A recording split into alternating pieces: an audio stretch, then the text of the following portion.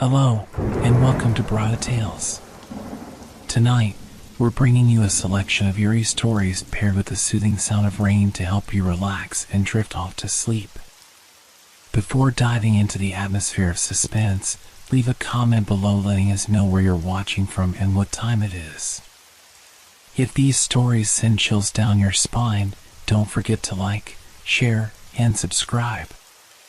Get comfortable, let the fear gradually envelop you, and tell us what kind of stories you'd like to hear next time. Settle in, we're about to begin. Have you ever felt like you were being watched? It's a strange feeling, isn't it?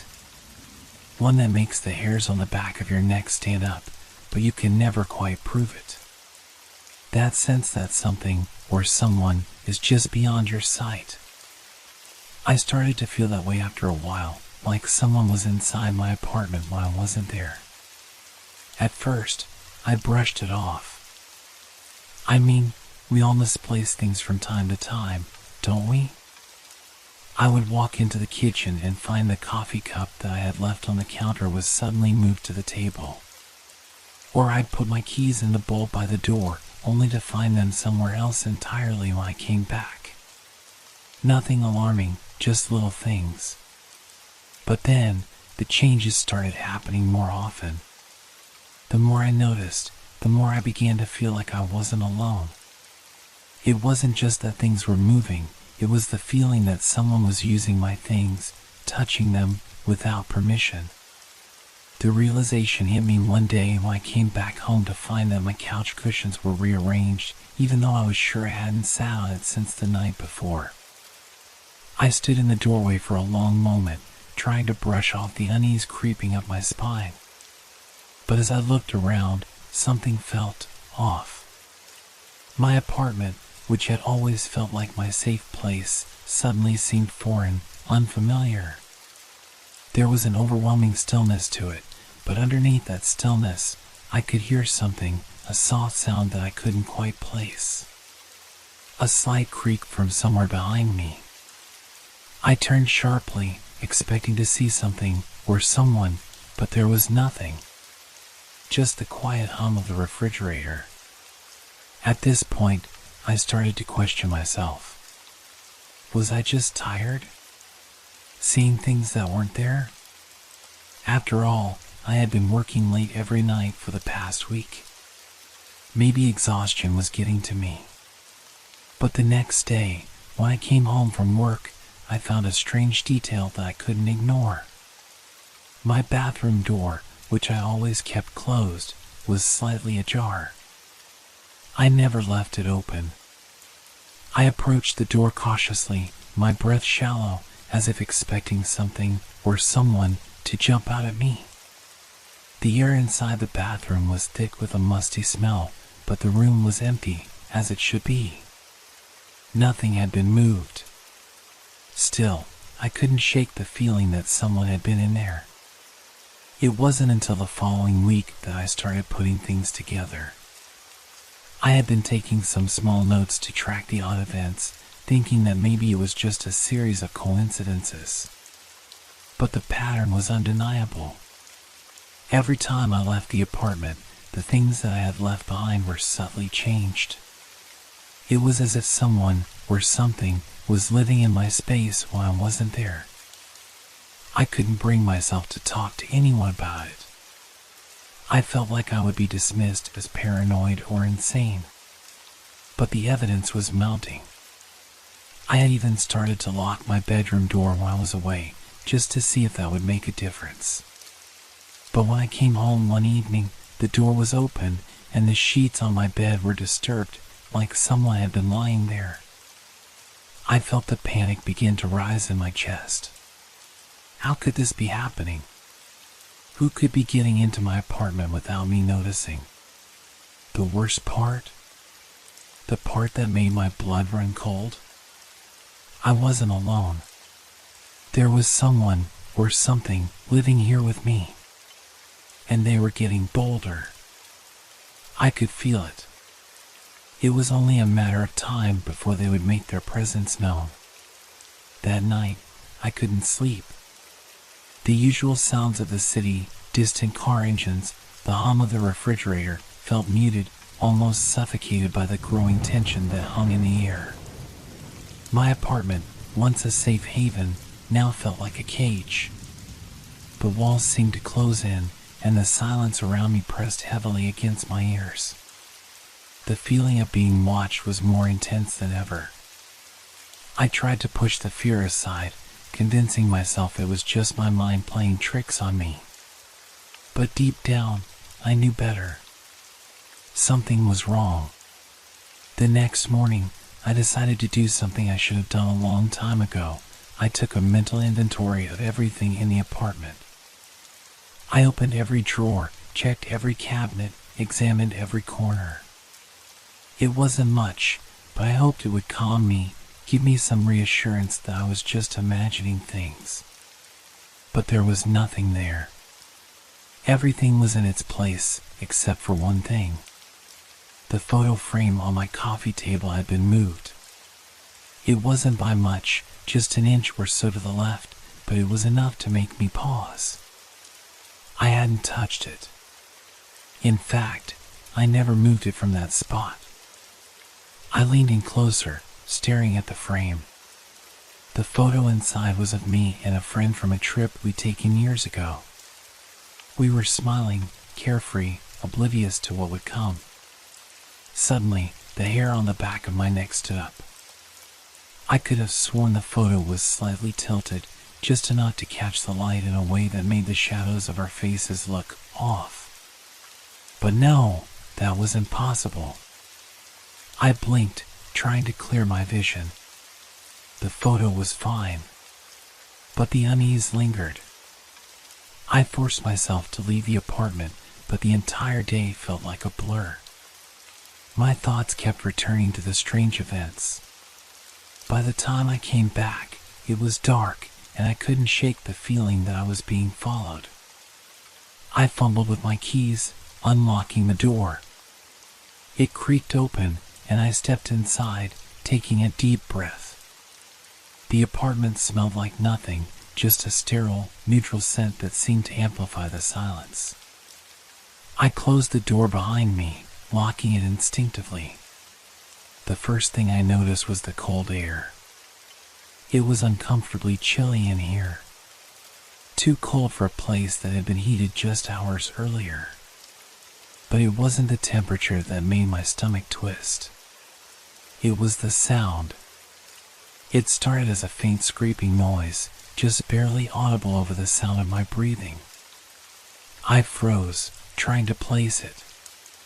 At first, it seemed like the wind, but the windows were shut tight. I was alone. The noise grew louder, closer. I turned towards the sound, my heart pounding. The kitchen. I moved slowly, carefully, trying not to make a sound. I didn't want to draw attention to myself, but every step felt like it was echoing in the otherwise silent apartment. The sound grew clearer now, a scraping, like something dragging across the floor.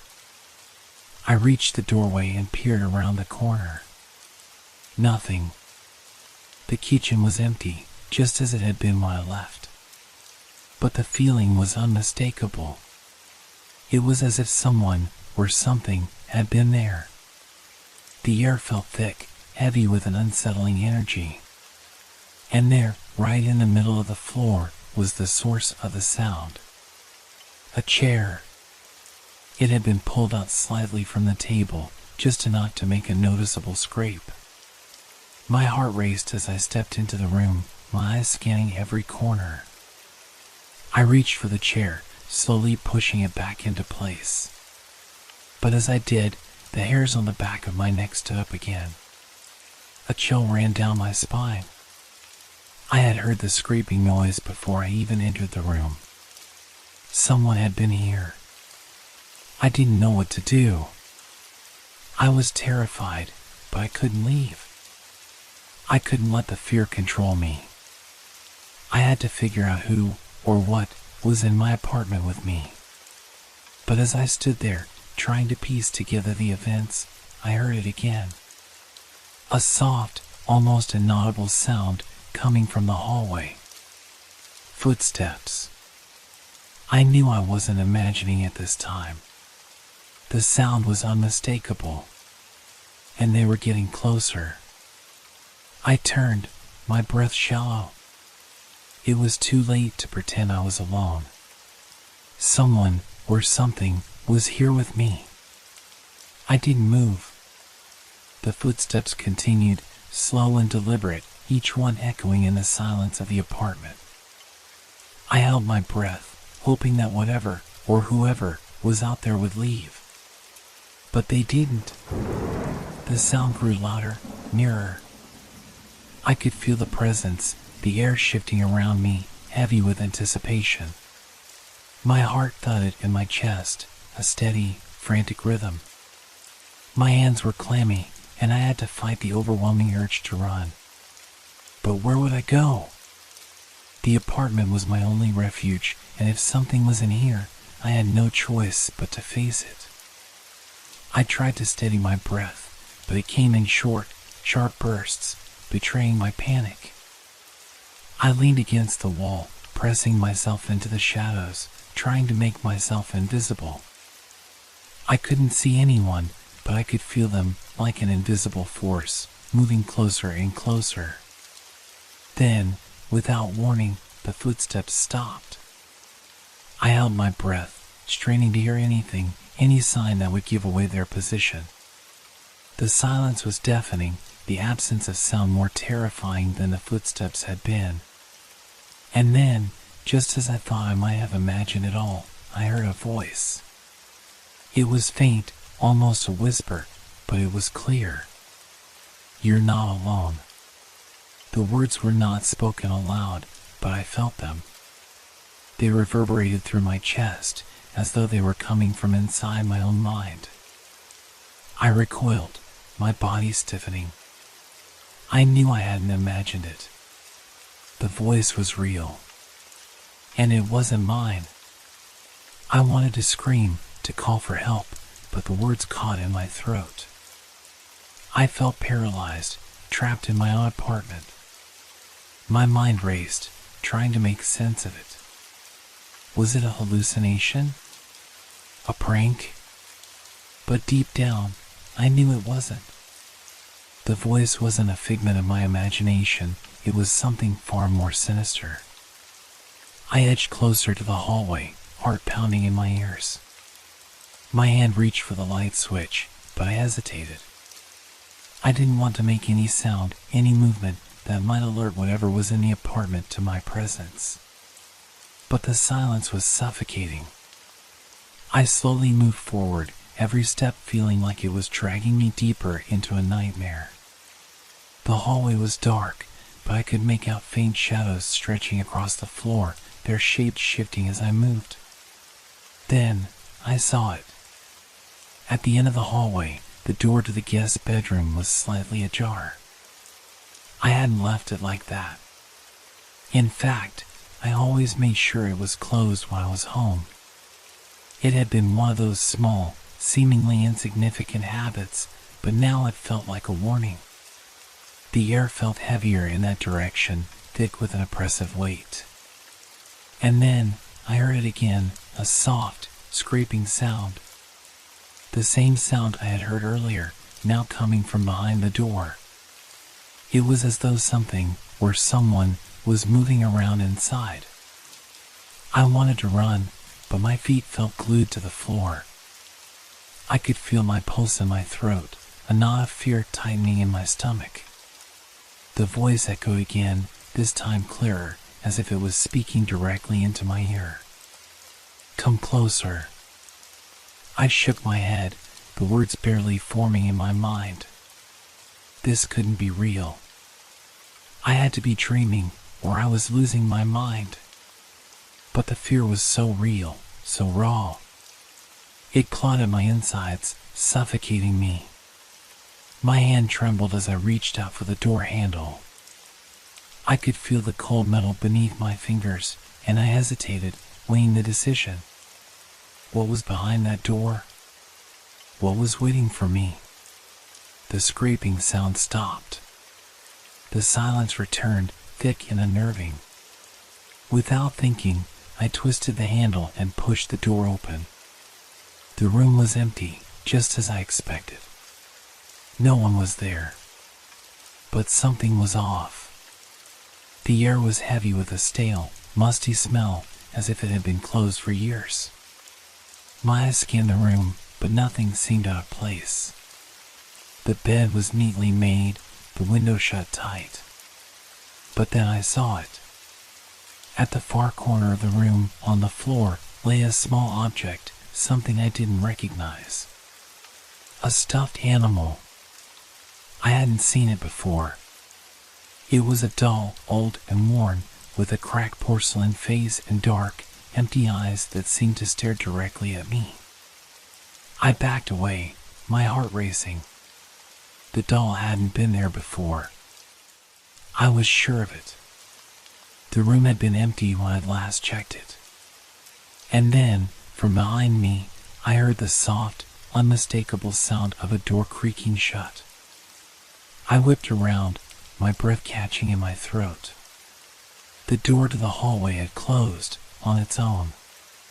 The fear gripped me again, stronger than ever. I was no longer alone. And this time, there would be no escape. I stood frozen, heart pounding so loudly I thought it would burst from my chest. The door had closed with no explanation, no sound of footsteps, no wind to account for the sudden movement. My fingers brushed against the wall, the cold surface sending a shiver through me. The doll was still there, staring at me with its lifeless eyes, its cracked porcelain face showing no sign of emotion.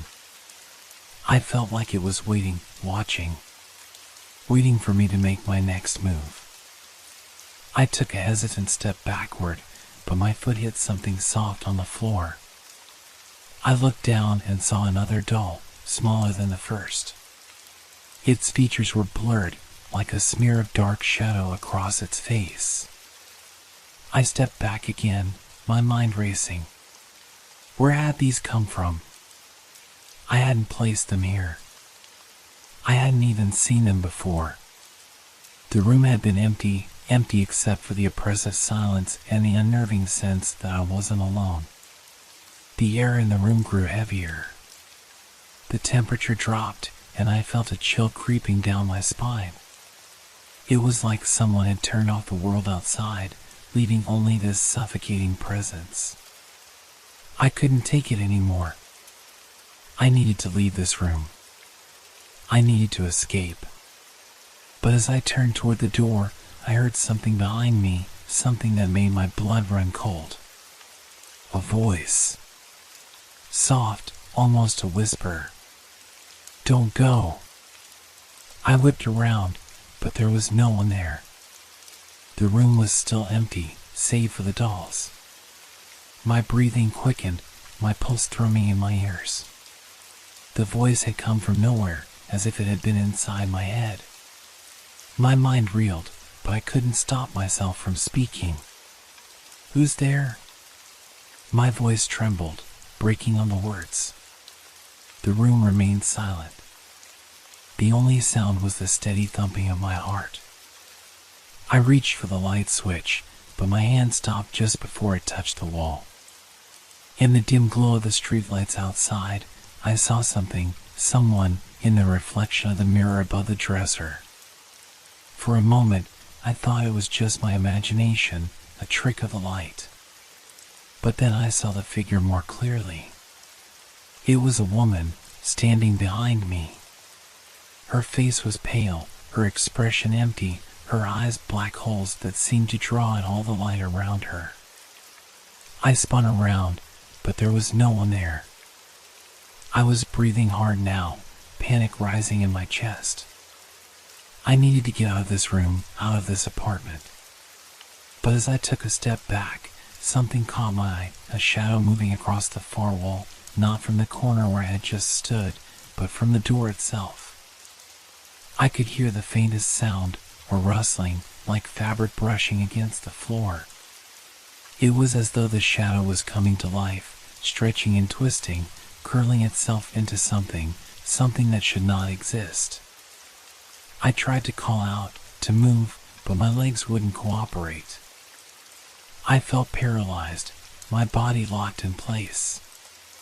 The shadow continued to creep across the wall, growing larger, its form becoming clearer, more distinct. I could see it now, something tall, with long, thin limbs and a face that was impossible to comprehend. It was as if the darkness itself had taken shape. Then, just as quickly as it had appeared, the shadow vanished. I stumbled backward, gasping for air, my mind struggling to process what had just happened. Had it been real? Had I really seen that?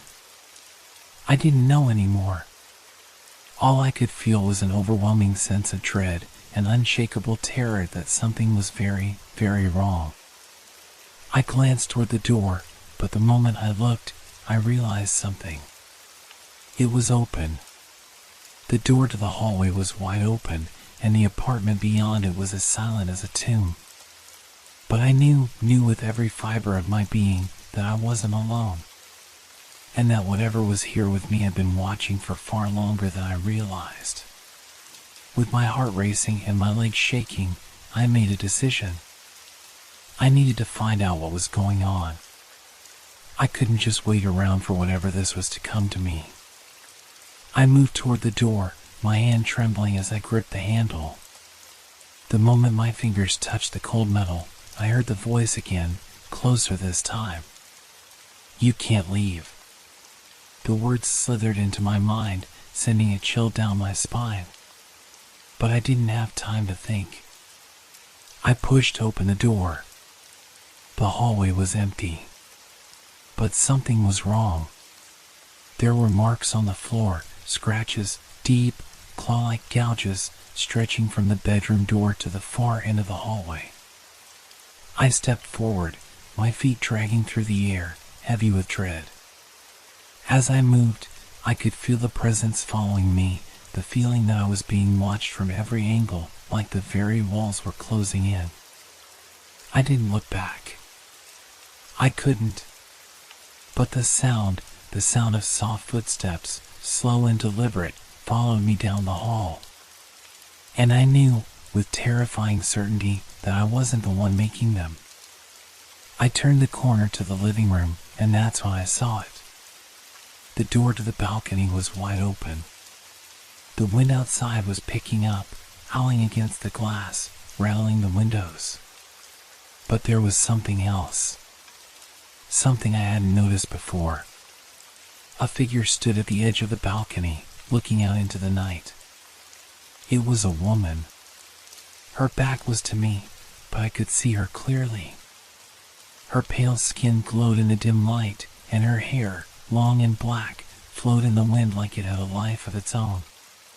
But it wasn't her that froze me in place. It was the fact that her reflection was staring back at me from the window beside her. The reflection was smiling, but she wasn't. And at that moment, I understood. I wasn't just being haunted by the past. I was being hunted. I couldn't move. The air felt thick, suffocating, as I stood frozen in the doorway, my eyes locked on the woman standing by the balcony.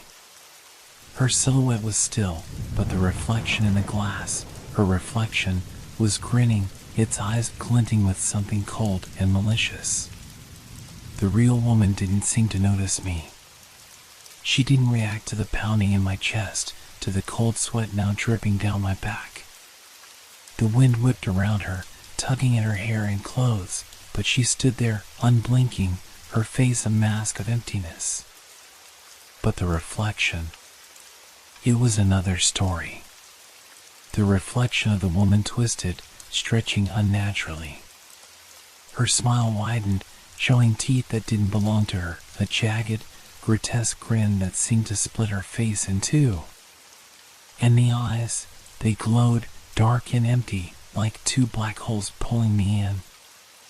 I took a step backward, my mind racing. Was this a hallucination? Was I losing my grip on reality? The reflection wasn't real, wasn't it? But the woman, the real woman, was still standing there, completely unaware of what I was seeing. I blinked, hoping that when I opened my eyes again, the nightmare would be gone. But it wasn't. The woman at the balcony turned slowly, her movements stiff, like a puppet on invisible strings. Her eyes met mine, but her expression didn't change. Her lips barely moved when she spoke, but the words cut through the air with chilling clarity. "Why are you running?" I froze. The voice was hers, but it wasn't. It came from deep inside me, echoing in my skull as though it were my own thought. But it wasn't. I'm not running," I whispered, the words barely escaping my throat. "I just want to leave." She didn't respond. Instead, she took a slow step toward me, her feet dragging across the floor like they were bound by something invisible. Her face remained expressionless, but I could see something in her eyes, a flicker, a spark of recognition. That's when I realized. She knew me. She wasn't some random stranger. She was familiar, too familiar. The air seemed to shift again, the temperature plummeting. I could see my breath in front of me, thick and white, as if the room itself was dying. I couldn't stay in this apartment any longer. It was clear now, something in this place was watching me, something not human. The reflection, the voice, it was all part of the same terrifying thing. I turned and bolted, my feet pounding against the wooden floor. The hallway stretched endlessly before me, the shadows creeping, stretching, as though the walls themselves were reaching for me. I didn't dare look back. The elevator door was just ahead. I pressed the button frantically, my heart hammering in my chest. The familiar ding of the elevator echoed, but as the door opened, I saw that the inside wasn't what it should be. The walls were covered in scratches, deep, long gashes. The mirrors inside reflected a distorted version of me, my face twisted in horror, my eyes wide with fear. I stepped inside, my hand shaking as I pressed the ground floor button. The elevator began its descent, but the movement felt wrong. The air grew thick, the space too small, too claustrophobic. The walls seemed to close in, the lights flickering. And as the elevator plunged deeper, the whispers began. "Why won't you stay with me?" the voice said again, now so close I could feel it in my ears. It wasn't her voice this time. It was my own, distorted, pulled from the depths of my mind. I gripped the railing, my knuckles white. The floor wasn't moving anymore. The numbers above the door stopped. The elevator had stopped. I was trapped. The voice came again, louder this time, echoing in the small space. "Why won't you stay with me?" I looked up in panic. The reflection of the woman appeared in the mirrored wall, her eyes glowing like twin flames, her smile widening. And then I understood. She wasn't just a figure from my mind. She had been here all along.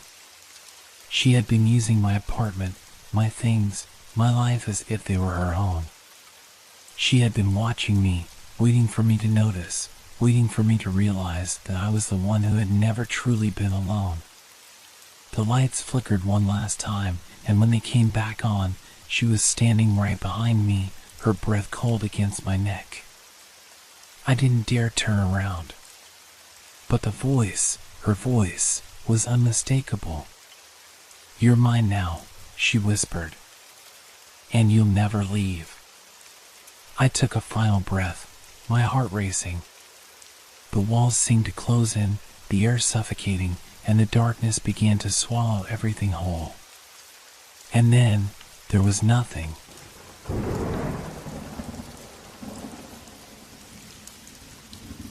It all started with a question: who is this? I had never seen the photo before. It wasn't something that had been passed down or shown to me during family gatherings. I stumbled upon it one afternoon while I was going through old boxes of forgotten things. The kind of things we all keep hidden in the attic or the back of the closet, filled with memories we no longer bother to recall. But this photo, it stood out. I was alone in the house. The quiet was oppressive, too still. My parents were out for the day, and my younger sister was spending the afternoon at a friend's place. It was the perfect moment to sift through those dusty old boxes, to entertain the fleeting curiosity that had been gnawing at me for some time. I had never given much thought to my family's past. The present was all that mattered, my parents, my sister, our home.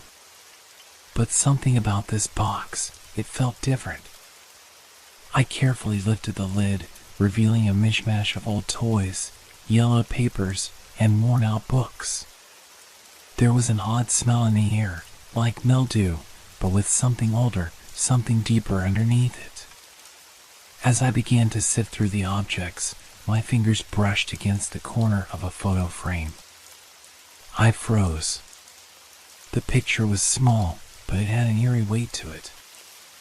I couldn't shake the feeling that I had stumbled upon something I wasn't supposed to see. I lifted the frame out and inspected the photograph.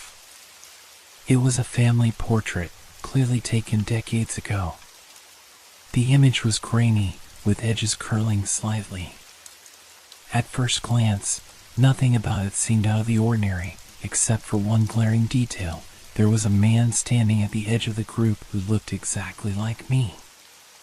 I'm not talking about the resemblance being close or striking. I mean, this man could have been my twin. Same eyes, same jawline, same messy hair. But this was impossible. No one in my family knew who he was. I showed the picture to my parents later that evening. They looked at it, brows furrowed, then at each other, and then back at the photo. But none of them could place him. My mother, typically the one who remembered every face, every distant relative, seemed unnerved. "Where did you find this?" she asked quietly. "Are you sure it's from our family?" "I found it in the old box." "It was with the other things," I replied, my voice sounding strange in my own ears. I could feel the tension hanging in the air. "No, it's not anyone we know," my father finally said, though his voice lacked certainty. "But it looks like you, doesn't it?" I nodded. That's what bothered me the most. The stranger in the photo seemed to be staring straight at me, as if he knew me. His expression wasn't warm, nor was it cold. It was something in between, something unsettling, almost like a warning. My heart began to race, a feeling of unease creeping up my spine. I couldn't shake the feeling that this photo had somehow found its way to me for a reason. I stared at the man in the picture, the chill running down my spine intensifying. There was something familiar about him, like I had seen him before, but in a dream or somewhere distant. I couldn't remember when or how, but the more I looked at the photo, the stronger the feeling became. The room seemed to grow colder.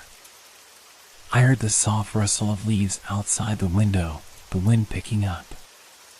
But it wasn't the sound of the wind that caught my attention, it was the sound of something else. Something out of place. A faint creaking noise came from the hallway.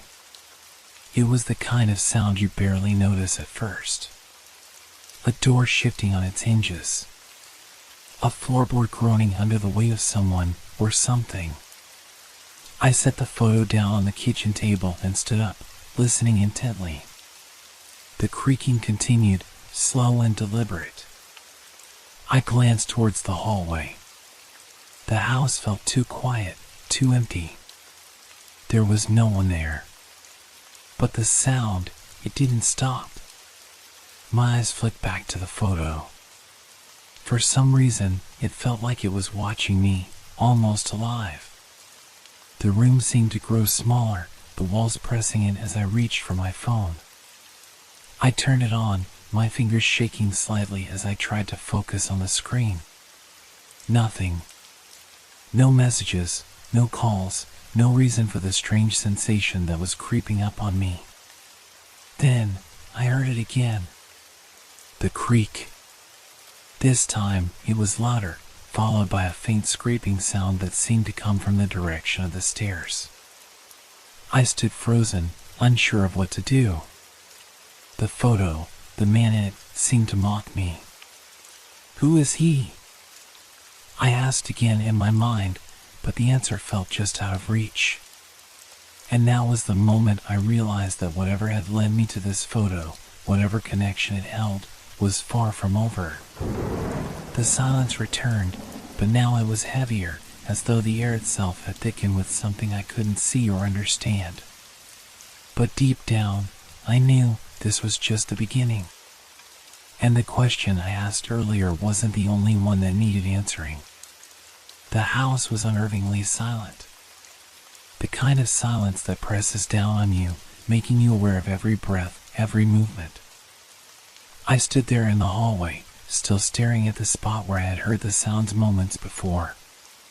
The air felt thick, like the quiet was waiting for something to break it. But nothing happened. The scraping had stopped, and the creaking sound seemed to have faded into the walls themselves, as if the house was settling after a long day. I took a hesitant step forward, my heart pounding in my chest. The hallway was bathed in the dim, yellow light of the overhead lamp. Everything looked the same. The same old portraits on the walls, the same carpet worn thin from years of use. But something felt different. The house, my home, had shifted in a way I couldn't put into words. I walked slowly towards the stairs, my steps echoing unnervingly loud in the stillness. Every sound seemed exaggerated now, like the house was holding its breath, waiting for me to make the next move. I stopped halfway up the staircase, straining my ears for any sound, but there was nothing.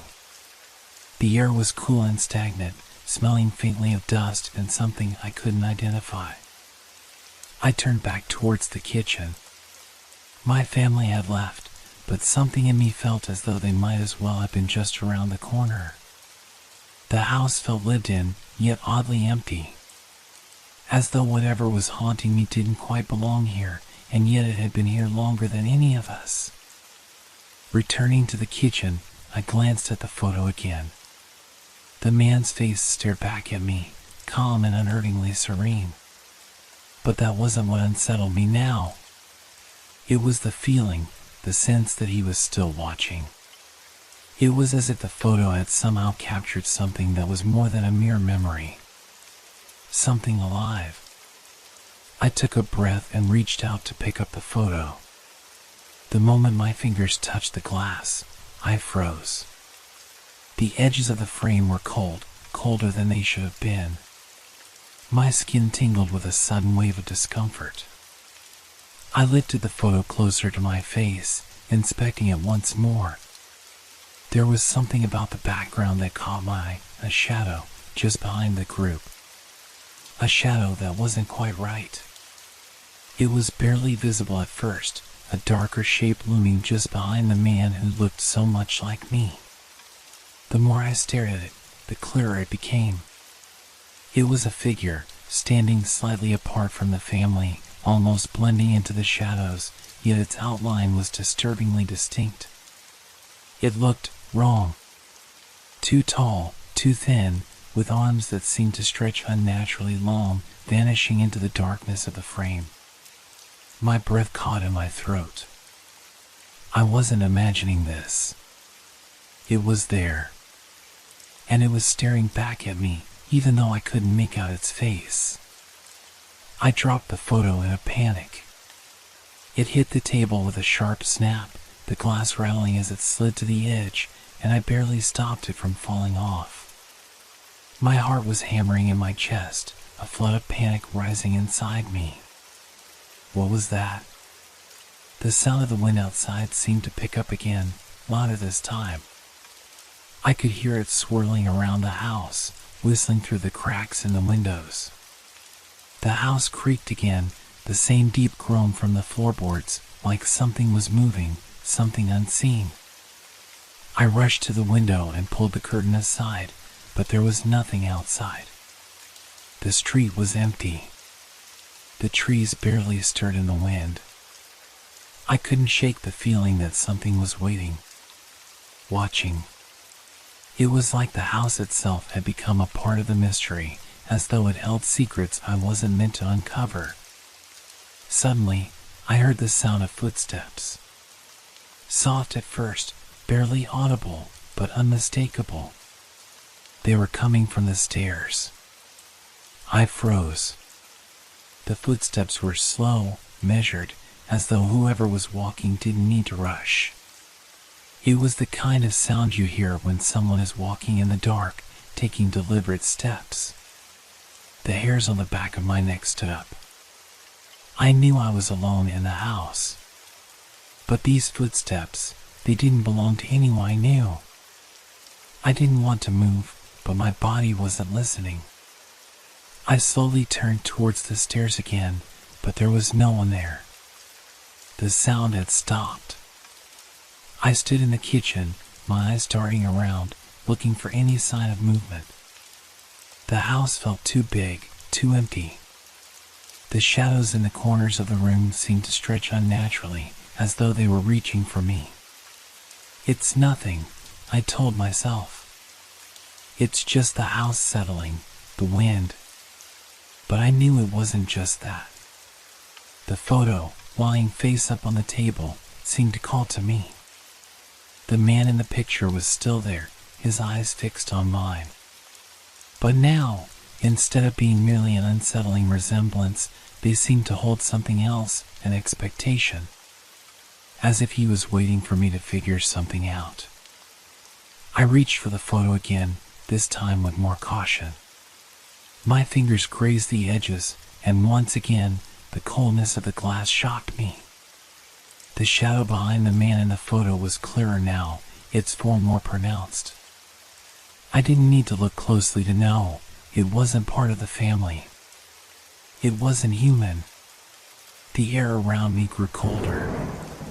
The sound of footsteps started again, closer this time. I could hear them clearly, the soft tap of shoes on the stairs. There was no mistaking it now. Someone, or something, was coming up the stairs. I need to leave. But my legs wouldn't move. My heart pounded in my chest, drowning out the sounds around me. The photo was still in my hand, but it felt heavier now, as if it was pulling me towards something. Toward him. I stood there, paralyzed, as the footsteps grew louder, coming closer to the top of the stairs. The figure in the photo, it was starting to look like it was about to step out of the frame. The footsteps were so close now, I could almost feel the weight of them in the pit of my stomach. My mind screamed at me to move, to run, but my body refused to cooperate. I couldn't tear my eyes away from the photo, from that face. The man, my doppelganger, was staring at me, and the shadow behind him was no longer just a dark blur. It was forming into something. Something that shouldn't be. The figure in the background began to stretch, its limbs elongating unnaturally, its shape distorting as it shifted from the edges of the frame, as if trying to escape the confines of the photo itself. I swallowed hard, trying to steady my breath. The footsteps continued, now directly at the top of the stairs. There was no mistaking it, the sound was unmistakable. But there was no one there. My heart was racing, and the room seemed to spin. The chill in the air had grown so intense that I could see my breath. The photo felt alive, as if it were breathing with me, drawing me in, making it harder to resist. The figure behind the man in the photo now loomed so large that it seemed to be towering over me. It had no face, No features, just a distorted silhouette of limbs that twisted and bent at impossible angles. The shadow's reach seemed to stretch further, its fingers creeping down the frame, inching closer to the edge, as if it were about to break free. This isn't real, I told myself. This is just my mind playing tricks. It has to be. But the footsteps, those footsteps, they were still coming.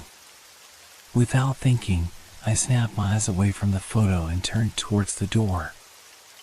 I couldn't take it anymore. Something in my gut told me that whatever was in this house, whatever had followed me from that photo, was not a figment of my imagination. It was real. And it was here.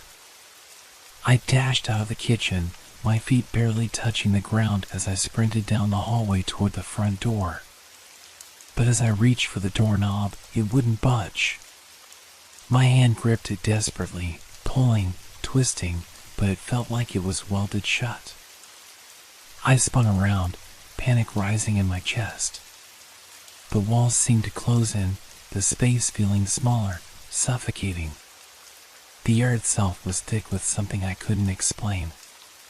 The footsteps had stopped, but now there was a new sound, a low hum, almost a vibration, like a distant, eerie whisper curling around the edges of my mind. The sound of something breathing. I backed away from the door, my head swiveling to take in the room, my eyes darting from corner to corner. The hallway seemed to stretch out longer than it should have, as if the house had grown, expanding into spaces that weren't there before. The shadows in the corners of the room writhed, growing and receding like living things. I turned back to the kitchen, hoping for some sign of normality, but what I saw made my blood run cold. The photo was gone. The frame, which had been left on the table just moments before, was now missing. My hand shot to my pocket to check for my phone, but it wasn't there either. Panic washed over me. It had to be in the kitchen. I couldn't have imagined it. I took one shaky step into the kitchen, my mind scrambling to make sense of what was happening. The light overhead flickered, then went out completely, plunging the room into complete darkness. My breath quickened, and I fumbled for my phone in the dark, feeling around the table, the countertops. My fingers grazed something hard, cold. The photo frame. I grabbed it without thinking, clutching it in my hands as though it was a lifeline. But when I pulled it closer, I saw it again. The man, my twin, was still there. But now the shadow behind him was different. The shape was no longer a distant silhouette. It was much closer, so close that it almost seemed like it was reaching out to touch the glass. I felt a coldness settle over me, deeper than before. Someone, was in the room with me. I whipped around, but there was nothing. The kitchen was empty. The coldness, though, had grown unbearable. I could feel it wrapping around me, like hands that were too tight. The shadows in the corners of the room were darker now, the edges of the furniture stretching and bending as if they were distorting in real time. That's when I heard it again, the breathing. Closer now. It wasn't just in my ears, it was in my bones. It rattled me from the inside out, a deep, guttural sound that seemed to vibrate through the air itself. It was everywhere. I couldn't tell where it was coming from, but it was inside the walls, inside the floor. I took a step back, my eyes darting to the door. The house felt like it was pressing in on me, its very structure changing. The hallway stretched endlessly behind me, and the stairs that should have led up to my parents' rooms, to safety, now seemed like they led into darkness. The steps creaked, groaned, and then there was that voice, a whisper, soft and unintelligible at first, but growing clearer. Come. The whisper was faint, yet insistent. I turned toward the stairs, my legs frozen in place. Something was at the top of them, waiting for me. I tried to call out, to scream, but no sound came. The words stuck in my throat, and my mind raced. The figure in the photo, the shadow. It was no longer just a figment of my imagination. It was real. And it was waiting for me. I dropped the photo and bolted toward the stairs, my heart pounding in my chest as the whisper grew louder, clearer. I stumbled, tripping over the edge of the carpet, but I didn't stop. The shadows on the walls seemed to stretch toward me, elongating like fingers, and I could hear the breathing again, closer than before. Come. I reached the top of the stairs, my pulse racing. I didn't know what awaited me there, but I couldn't go back. Not anymore. I was running towards something, but I had no idea what. The upstairs hallway was eerily quiet. The faint hum of the house, the creaking of the old wood, the soft echo of my footsteps, they were all gone. In their place was the thickest silence I had ever felt. It pressed down on me like a weight. The air was cold, impossibly cold. I could see my breath in front of me, swirling in the dim light. I turned toward the rooms at the end of the hallway. My parents' bedroom was the first door on the left, the second was my sister's room, and the third was the small guest room. I knew I had to go to my parents' room, but something told me it wouldn't make any difference. The house felt like it had changed completely. The walls had shifted, the shadows had grown, and the footsteps I'd heard earlier were now far too real. I heard them again, more distinct now. Slow, deliberate steps from behind. My heart skipped a beat, but I didn't dare turn around. I couldn't afford to look. The whispering that had started in the kitchen was louder now. It was almost like someone was calling to me from somewhere deep inside the walls. Come closer. The words were low, almost melodic, but filled with something ancient. Something sinister. The floor beneath me creaked, and I froze. The shadows in the hallway seemed to stretch farther, growing as I stood motionless. The air grew heavier, suffocating, as if the house itself was inhaling, preparing to exhale something that didn't belong here. I stepped forward, my legs moving against my will, my mind telling me to stop, but my body ignoring it. As I approached the door to my parents' room, I noticed something strange. The door was slightly ajar, but my parents had always been meticulous about keeping it closed when they weren't home. I reached for the handle, and it turned easily in my hand, as though it had been waiting for me. I pushed the door open slowly, trying not to make a sound, but the moment it opened, I was hit by an overwhelming sense of dread. The room was dark. The only light came from the window at the far end of the room, where the moonlight filtered through the blinds, casting long, angular shadows across the floor. And then I saw it. In the middle of the room, something was standing. It wasn't human. It wasn't anything I could have ever imagined. At first, I thought it was just the shadows playing tricks on my eyes, but as I stepped further into the room, I saw it more clearly. The figure was tall, too tall, its limbs twisted and elongated in unnatural ways. Its body seemed to shift between the shadows, as if it were made of them. Its face, if you could call it that, was a blank void, a smooth, featureless mask that reflected the dim light with a hollow, unsettling gleam. It was waiting for me. The air felt thick with its presence, as though the room had become its domain. The walls seemed to pulse with a low, rhythmic vibration, and the sound of breathing grew louder, like the air was being sucked out of the room. The figure in the center of the room didn't move, but I could feel its attention turning toward me, its gaze heavy, penetrating. I tried to speak, to scream, but nothing came out. My mouth was dry, my limbs frozen, as if the figure had trapped me in some kind of psychic hold. It didn't need to move to make me feel its power. The darkness around it seemed to ripple, twisting into shapes that weren't natural. The longer I stared at it, the more I realized that the room was no longer the same.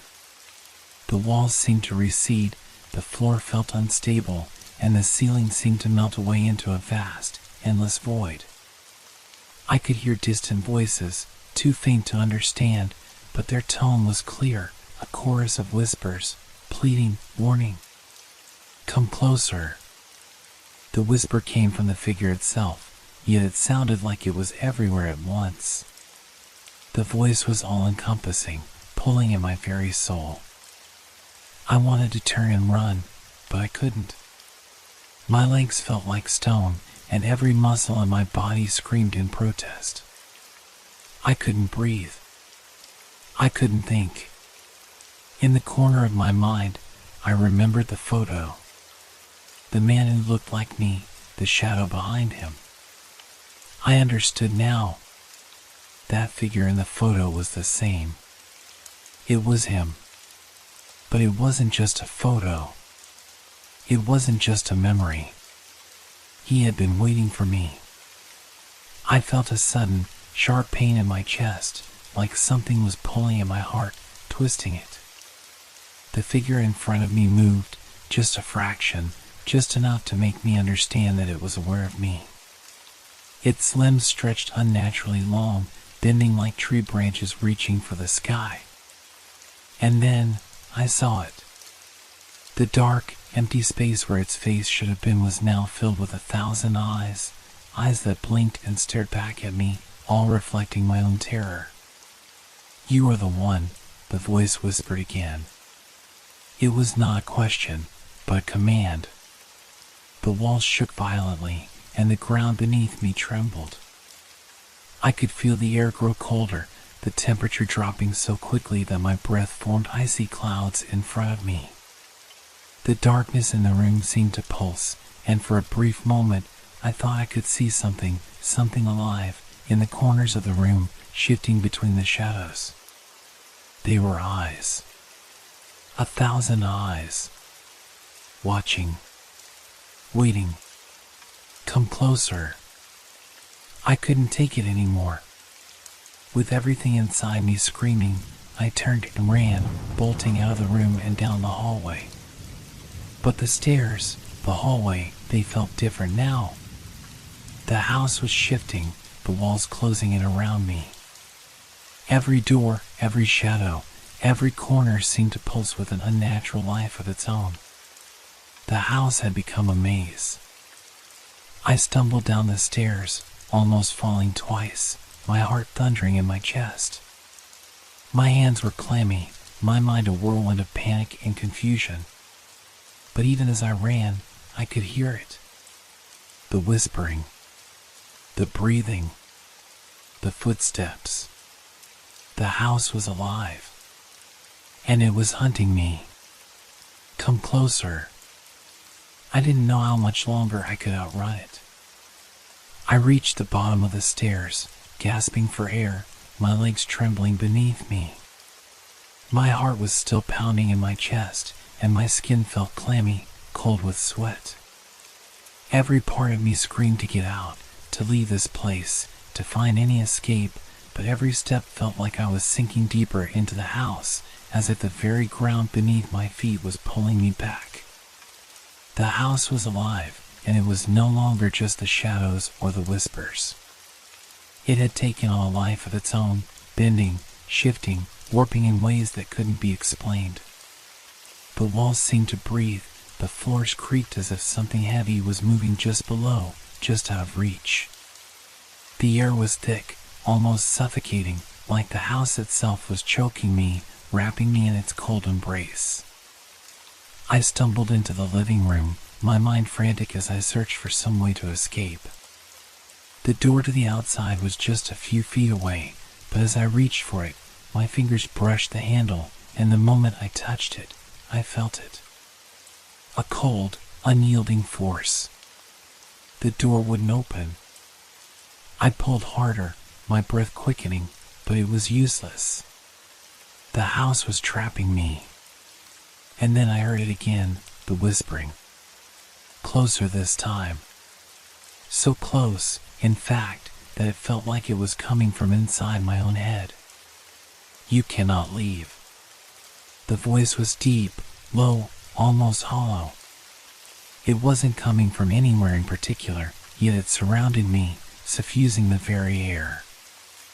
I spun around, my eyes wide with terror.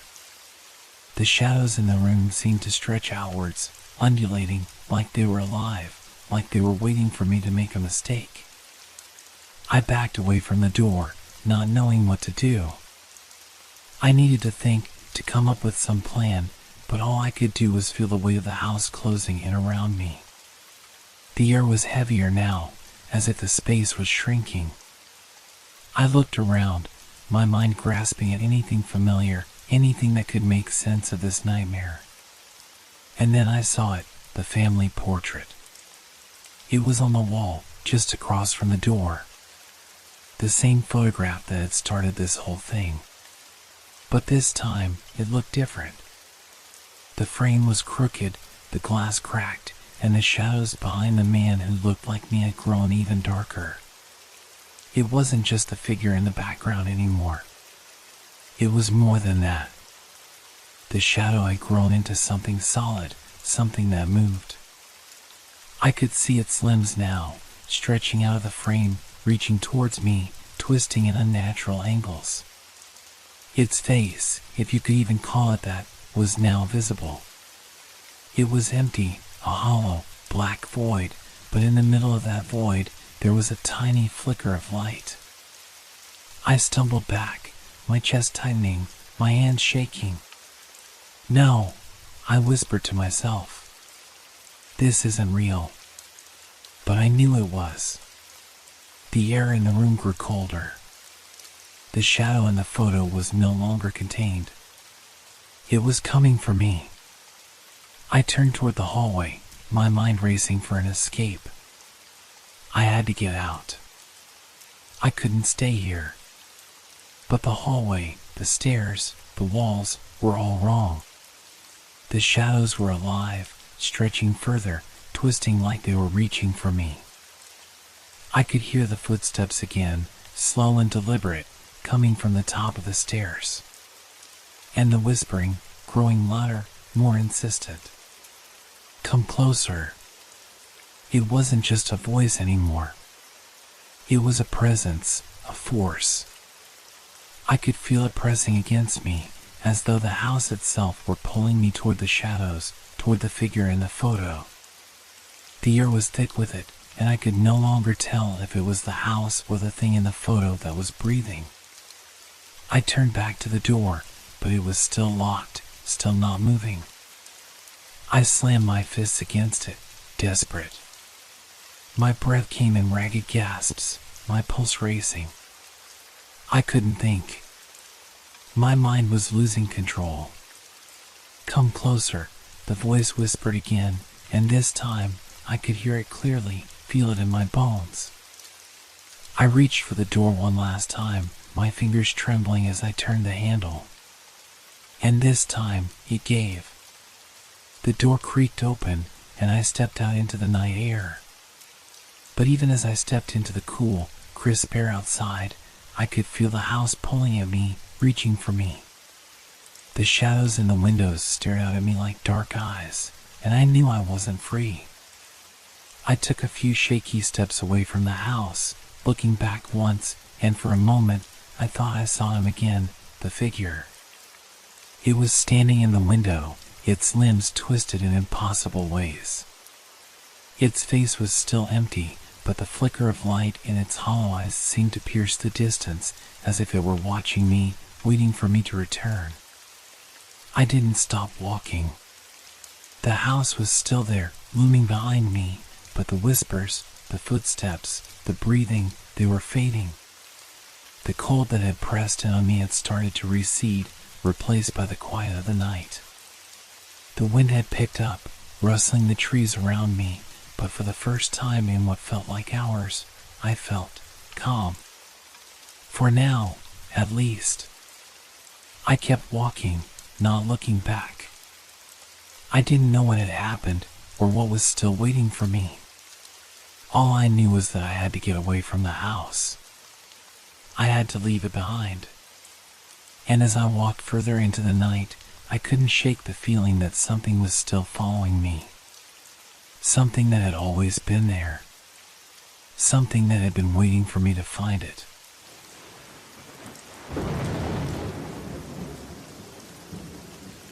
Have you ever found something in your own home that shouldn't have been there? Something you couldn't explain, something that made you question everything you thought you knew? That's how it started for me. It was a typical Saturday when I first noticed it. I had been living in the apartment for a little over a year, and, like any other day, I was in the middle of a DIY project.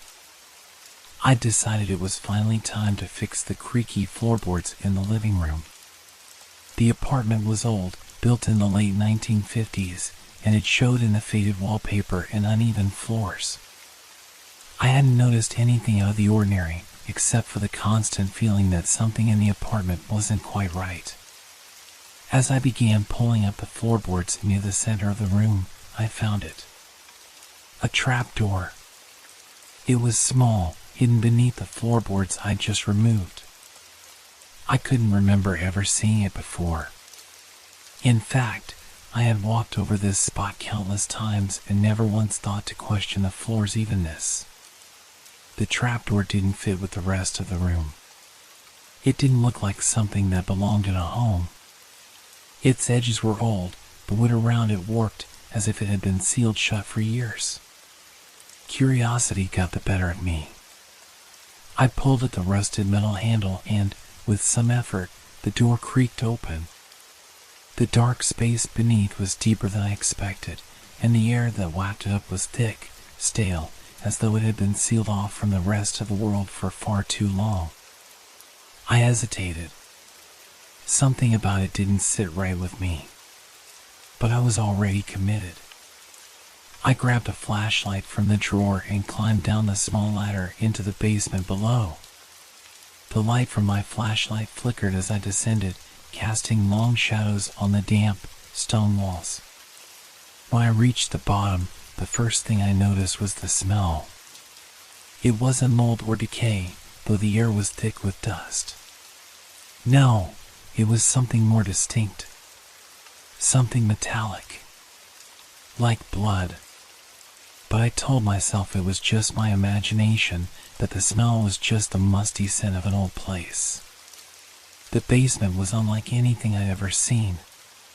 There was no furniture, no old tools or boxes like you would expect in a storage space.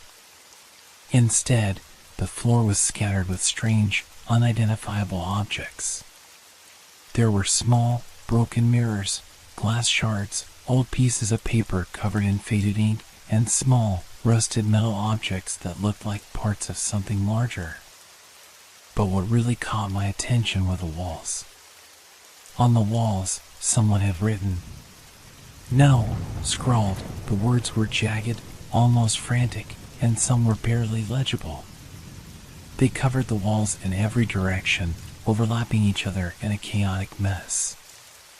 As I walked deeper into the room, I noticed the words seemed to follow a pattern, but the pattern didn't make sense. "Don't go deeper," one read. "Leave before it wakes up." Another was more urgent. "It's hungry. It's still here."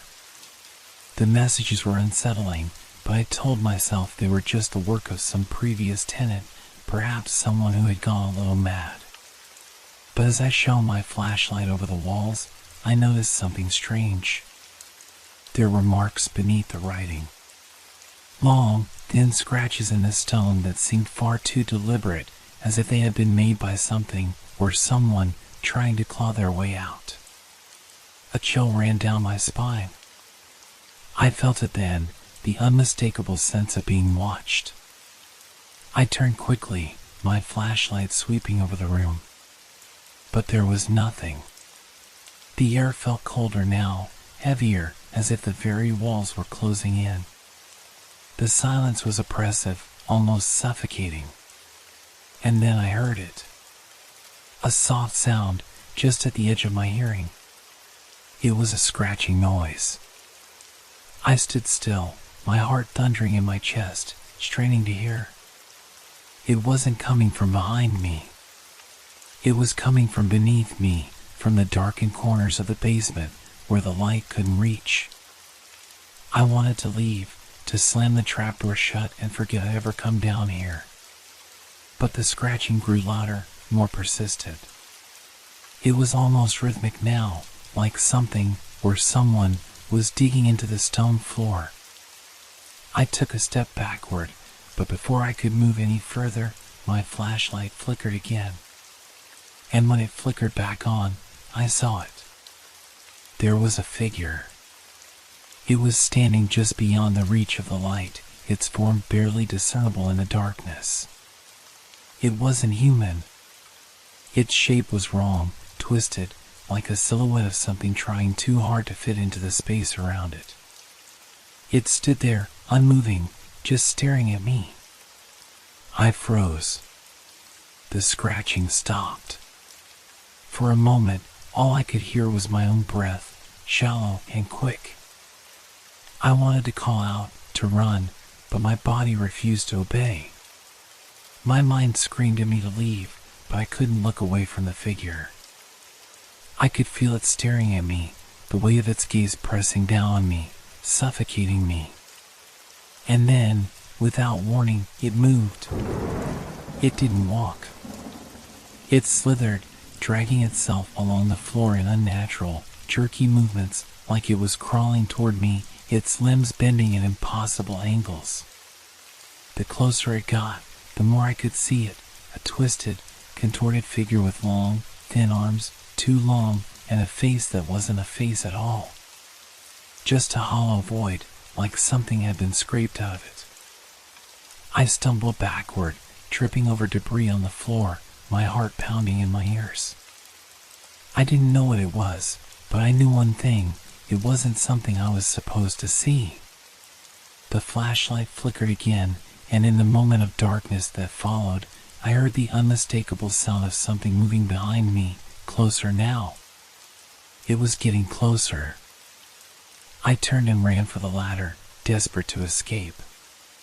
As I climbed up, the figure's whispers followed me, growing louder, like it was just inches away from my ear.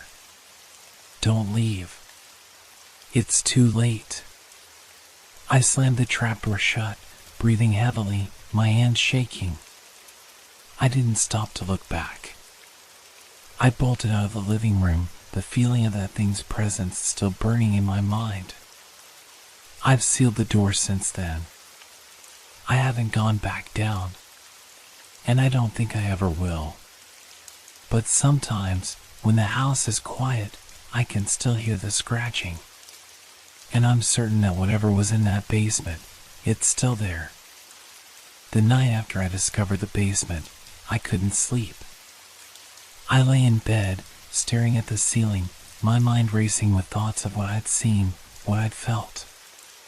Every creak of the building seemed louder, every shift of the floorboards more pronounced. I kept hearing the sound of scratching, distant but ever present, like nails dragged across the stone. It wasn't just the noise. It was the feeling, the oppressive weight of being watched, of being followed, even in the safety of my own apartment. Every corner of the room seemed to have a presence in it, some dark, invisible force lurking just out of sight. I wanted to ignore it, to tell myself it was just the fear of the unknown playing tricks on my mind. But deep down, I knew it wasn't just in my head. Something was down there, and it wasn't human. The next morning, I tried to go about my day as normal. I grabbed a cup of coffee, walked to the store, and even stopped by the post office. I tried to shake the feeling, to remind myself that I was being irrational. But each time I came back to the apartment, it was there, looming over me like a shadow I couldn't escape. I hadn't opened the trapdoor since that night. I wasn't sure I ever would. But the curiosity gnawed at me, pulling at the back of my mind, demanding that I return. What if there was something I missed? What if I could explain it all away? There had to be a rational explanation, right? But even as the thought crossed my mind, a sharp pang of fear shot through me. I knew deep down that the moment I stepped back into that basement, I would be crossing a line I couldn't uncross. Still, it was no use. The temptation was too strong. I had to go back. I waited until nightfall, hoping the darkness would somehow make it easier. The moonlight filtered in through the window, casting long shadows across the floor, but the apartment felt colder than usual. I found myself standing in front of the trapdoor again, my hand hovering over the latch, my heart hammering in my chest. I wasn't sure why I was so afraid. It was just a basement. Just an old, unused space under the floor. But the closer I got, the more I realized that whatever was down there wasn't just a basement. It was something else. I forced myself to open the door, the creaking sound of the hinges echoing in the silence. The ladder still stood there, waiting for me, but this time it looked different. More ominous. I stood at the edge of the trapdoor, staring down into the darkness below, and I could feel it. That same oppressive weight pressing against me. It was as if the house itself was holding its breath, waiting for me to make my move. I grabbed the flashlight again, but as I descended the ladder, I couldn't shake the feeling that something was different this time. The air felt heavier, as if it was thicker than before. The smell of rust and dust was more pronounced now, mixing with a faint, sour odor I couldn't place. And the silence, it was so much deeper than before. I hadn't noticed it at first, but now the silence was all-encompassing. It felt suffocating. When my feet hit the floor, I immediately felt the difference. The ground beneath me was cold, colder than it should have been. The basement was darker, the shadows stretching unnaturally along the walls. I shined the flashlight around, trying to take in everything, but nothing seemed right. The objects on the floor, those strange, broken mirrors, the twisted metal shards, seemed to have moved since I was last here. They were no longer scattered haphazardly. They formed a pattern, a deliberate arrangement, almost like someone had placed them there for a reason. And the walls. The words. They were more than just words now. They were a warning. A cry for help. "Don't open it," one of them said. "Leave. Before it sees you." I swallowed hard. The air was growing colder by the second, and the scratching, it was back. Louder this time, closer. It was almost rhythmic, like claws scraping against the stone floor, deliberate and slow, coming from the farthest corner of the room. I turned, my heart in my throat, and that's when I saw it. At first, it was just a flicker, a shadow in the corner of my vision. But as I focused on it, the shape became clearer. It wasn't the same figure from the night before. No, this was something smaller, more humanoid. Its movements were jerky, unnatural, like it was trying to crawl, but its limbs weren't quite right. They bent at angles, the joints twisting in ways that shouldn't have been possible. Its face was a blur of darkness, a void where there should have been eyes, a mouth, a nose. It moved again, dragging itself closer to me, its sharp, irregular breathing the only sound in the room. I froze, not knowing what to do. The flashlight trembled in my hand as I took a step back. The thing didn't stop. It came closer, its long, skeletal fingers scraping against the stone, its head tilting in my direction as if it could sense my fear. I had to get out. I couldn't stay here. The presence in the room was overwhelming now. It was all-encompassing. I turned, scrambling for the ladder, but the moment I did, I heard something behind me, a low, guttural growl. A warning. It was too late to run. It was already here. I grabbed the ladder and started climbing, my breath coming in ragged gasps, my body trembling with every step. But as I reached the top, my foot slipped. I heard the thing's voice then, though it wasn't words, it was more like a hiss, a slithering sound that made my blood run cold. I slammed the trapdoor shut behind me, panting, my heart racing. I couldn't move. I couldn't think. My mind was spinning, caught in a whirlpool of fear and confusion. The thing was still down there, waiting. I don't know what it is. I don't know how long it's been there or why it's there. But I do know one thing, it's not something I can leave behind. The house is alive with it. And as long as I stay here, as long as I ignore it, it will always be waiting for me to make a mistake. And I'm terrified that the next time I open that trapdoor, it will be the last time I ever get out. I haven't slept in days. The fear has taken root, and it's growing deeper with each passing hour. I can feel it gnawing at my mind, eating away at whatever sense of security I once had. The apartment, once a place I felt safe, now feels like a trap. It's as if the walls themselves are closing in on me, slowly, relentlessly. I can't escape the feeling that whatever is down there in the basement is watching me, waiting for me to slip up, to return. But I can't bring myself to open the trapdoor again. Not after what happened last time. Not after hearing that growl. The thing I saw, or whatever it was, is still there, lurking beneath the floor. Every night, I hear the scratching. Sometimes it's faint, like it's far away, but other times it's so loud, so close, that it feels like the thing is right behind me. I've tried to ignore it. I've tried to go about my daily life, pretending everything is fine. But it's impossible. The atmosphere in the apartment is suffocating. Even when I'm not in the basement, I feel it, like a weight on my chest. The shadows in the corners of the room seem to stretch longer now, as if they're reaching for me. The air is thick, stagnant, like it hasn't moved in years. I can't talk to anyone about it. I know how it sounds, crazy. People would tell me I'm just imagining things, that I'm stressed out, that the old house is playing tricks on me. But I know what I felt. I know what I saw. And I know it's real.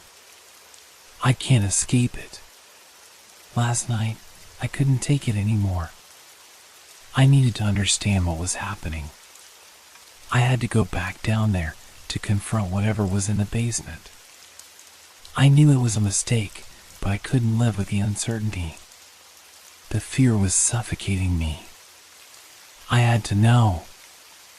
I waited until after midnight, when the apartment was silent. I told myself it was the only way I could rid myself of the feeling, the anxiety that had been clawing at me for days. With trembling hands, I grabbed the flashlight once more. It flickered as soon as I turned it on, the dim beam casting eerie shadows across the room. My heart raced in my chest as I approached the trapdoor. This time, the air felt different. It felt colder, more oppressive, as if something was waiting for me to open it. I stood there for what felt like an eternity, my hand hovering over the latch. I could hear my own breath in the stillness, sharp and shallow. The scratching was louder now, almost deafening, as if it was coming from inside the walls. I had to do this. I had to face it. I opened the trapdoor, and the same, thick, stale air hit me. The smell of rust and something rotten filled my nose, but this time, there was something else. A faint, almost imperceptible scent, like burned flesh. I shuddered but forced myself to step forward. The ladder creaked under my weight as I descended into the basement. This time, it felt like the darkness was swallowing me whole. The air was thick, too thick, like I was breathing something heavier than just air. I shone the flashlight around, trying to get my bearings, but the basement looked different now. The objects on the floor were still there, but they were more scattered, more disorganized, as if someone had been moving them around. And the walls. The walls were covered in more writing now. The words weren't just warnings anymore. They were pleading. Desperate. "Help me," one said. "Don't come closer." But there was something else too, something darker. "It's awake," another read. "You shouldn't have opened the door." I felt the hairs on the back of my neck stand up. I wasn't alone. Something had changed. It wasn't just the basement anymore. It was alive, a part of something far worse than I could understand. I heard it then, the scraping. But it wasn't just scratching anymore. It was something else. It was like something moving, dragging itself across the floor. I turned toward the sound, my flashlight trembling in my hand. And that's when I saw it. It was closer this time. Much closer. At first, I couldn't make it out. The figure was barely visible, just a dark shape in the corner of the room. But as my flashlight flickered and I moved closer, I saw it more clearly. It was a thing of unnatural angles, its limbs too long, too thin. Its skin was pale and stretched tight over its bones. And its eyes, those eyes, were hollow, black voids that seemed to stare into me, through me, as if they could see everything I was hiding. I froze. My breath caught in my throat. The thing tilted its head, and I felt a cold rush of air against my skin. I took a step back, but it moved toward me. Slowly. Deliberately. Its fingers dragged against the floor, scraping, leaving marks on the stone. It spoke. At first, the voice was soft, barely a whisper, but it grew louder, more insistent. "Stay," it said. "Stay with me." I wanted to run. I wanted to scream, to get out of there, but I couldn't move. My body refused to obey. I could feel its presence, its malice, pressing on me, suffocating me. The flashlight flickered one last time and went out. The darkness swallowed me whole. The thing's breathing was the only sound in the room, slow and steady, like it was waiting for me to make my move. And then, I felt it. A hand. Cold, clammy, brushing against my arm. I screamed. My body finally responded, and I bolted toward the ladder, scrambling to escape. My heart was racing, my breath ragged, but I couldn't hear the thing anymore. I didn't stop. I didn't look back. I didn't even wait for the trapdoor to slam shut behind me. While I was back in the apartment, I locked the trapdoor. I sealed it as tightly as I could, but even then, I could still feel its presence.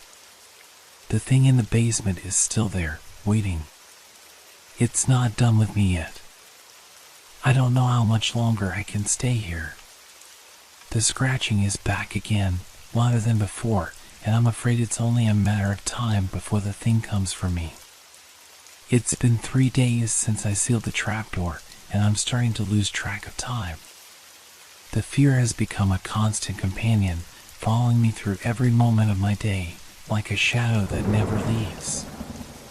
I can't sleep. I can't think straight. My mind is a jumble of fractured thoughts, the lines between reality and my worst fears blurring more with each passing hour. The scratching hasn't stopped. It's louder now, relentless, scraping against the floor beneath me, like claws dragging over stone. It comes in waves, sometimes distant, sometimes so close that I swear it's coming from inside the apartment itself. It seems to follow me, as if it's waiting for me to slip up, to do something that will make it real again. I've tried to block it out. I've tried to drown it in noise, turning on the TV, cranking the radio, but nothing works. The sound of those claws, dragging, scratching, it gets inside my head, and once it's there, I can't shake it. It's in the walls. It's under the floor. It's everywhere. I've checked the trapdoor again. It's still sealed, but it's as if the house is breathing now. The air is thick, heavy, like something is shifting behind the walls, something that shouldn't be there. I keep telling myself that it's just my mind playing tricks on me, but every time I walk through the apartment, I feel the weight of it. Something is wrong in this place, and I can't escape it. I had to get out. I had to leave the apartment, at least for a little while, to clear my head. I went to the park today, hoping the fresh air would help, hoping it would give me some clarity. But the moment I stepped out of the building, I felt that sense of being followed again. It's like a weight on my back, like the eyes of something dark are on me, no matter where I go.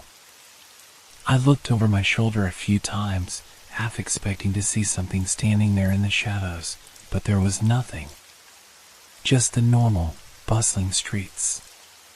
But even as I walked, I felt the crawl of anxiety prickling along my skin, a whisper in the back of my mind telling me to go back, telling me that whatever was in the basement wasn't done with me.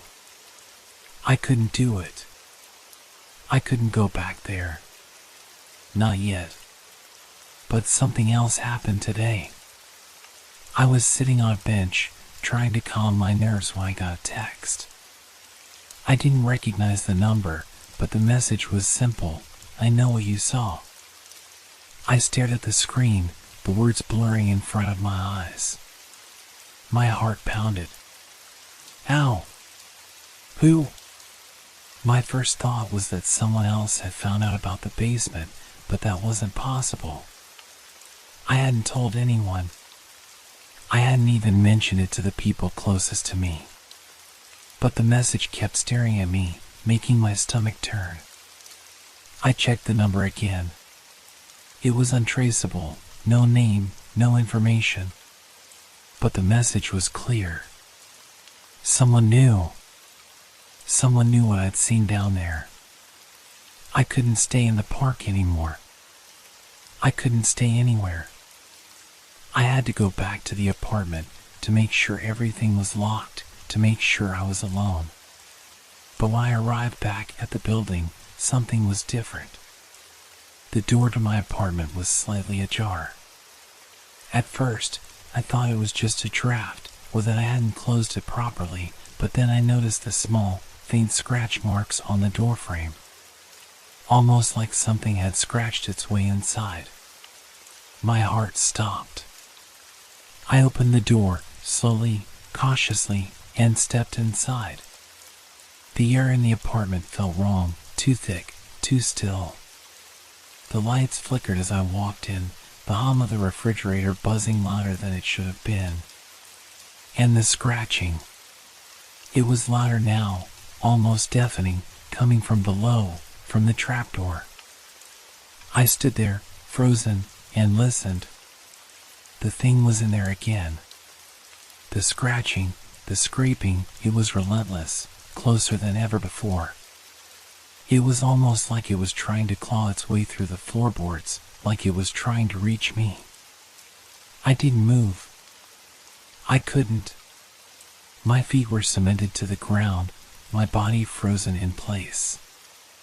I didn't want to know what was on the other side of that trapdoor. But I knew, deep down, that I had no choice. It was only a matter of time before I had to face whatever was down there, whatever was waiting for me. I had to go back. I grabbed the flashlight once again, my hand shaking as I approached the trapdoor. The scratching was growing louder, more frantic, more desperate. It sounded like it was right beneath my feet, like it was inside the apartment now, clawing at the floor. I reached for the latch. But this time, before I could open it, I heard something else. A voice. Low. Barely audible. But unmistakable.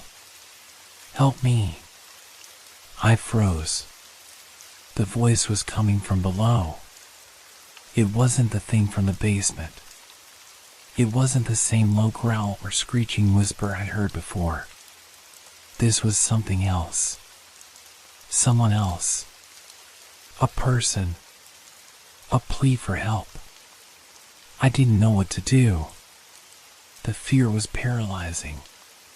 The voice was so clear, so real, that I almost convinced myself to open the trapdoor, to go down and find whoever was calling out. But then, just as quickly, the voice stopped.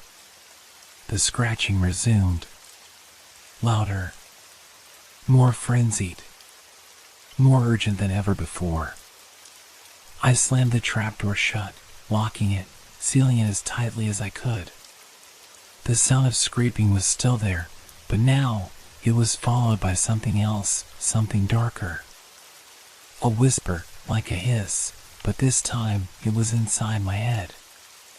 I could feel it in my bones, rattling through me like a cold wind. You shouldn't have opened it, the voice whispered. It's too late. I don't know how much longer I can stay here. I don't know if I'm safe anymore. Whatever was in that basement is still down there, and it's not going away. And now, I can't help but wonder if I can hear that voice. Is it too late for me to escape? Or have I already crossed a line that can never be undone? It's been weeks now. Time has become irrelevant. Days blur into each other, and every waking moment is haunted by the feeling of eyes on me, unseen but present. I can't go back to my old life. I can't go back to the person I was before all this began.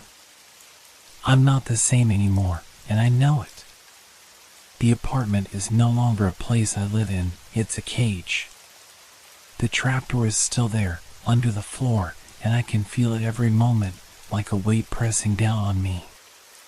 The scratching never stops. I hear it constantly, even in the dead of night when everything else is still. It's louder now. It echoes through the walls, through the floors, through my skull. There's no escaping it. No silence. No peace. Every time I close my eyes, I can hear it. Scratching. Scraping. Clawing. I tried to leave. I really did. I packed a bag, thinking that maybe if I got away for a while, if I just left, the thing would lose interest. But when I opened the door to leave, it was waiting for me. The hallway felt wrong, the walls closing in around me. The air thickened, the shadows deepened. I felt it, that same presence from the basement, following me, creeping along the edges of my vision. I couldn't even step out of the apartment. I slammed the door shut and locked it behind me, but it didn't help. The thing is here. It's in the apartment now. I can't shake it. I can feel it in the walls, in the air, in the floor beneath me. It's waiting. It's watching. That voice still haunts me. The voice I heard from below. It whispers in my dreams now, soft and pleading, like a prayer. Help me. I hear it when I wake up, when I walk through the apartment. It's always there, just beneath the surface of everything. But it's not a voice I can trust. It's not a voice asking for help, it's a trick. I know that now. I've been looking through the old things in the apartment, searching for any clue, any piece of information that might explain what's happening. Old photographs, documents, anything I can find that might explain how I ended up here, how I became connected to whatever is in that basement. And then I found something. A letter. It was wedged between two old books, hidden under a loose floorboard in the corner of the room. The letter was old, yellowed with age, and the handwriting was smudged, faded almost beyond recognition. But the words were still legible. It was from someone named Jonathan, and it was addressed to me. "I know what you've found," it said. "I know what you've awakened. The thing beneath the floor is not what you think it is. It's not a thing at all. It is a place that should never have been uncovered. It's a door, a gateway, and once it is opened, there is no closing it again." I couldn't breathe. The letter was dated years ago, long before I even moved into this apartment. The words were a warning, but it was too late. I had already opened the door.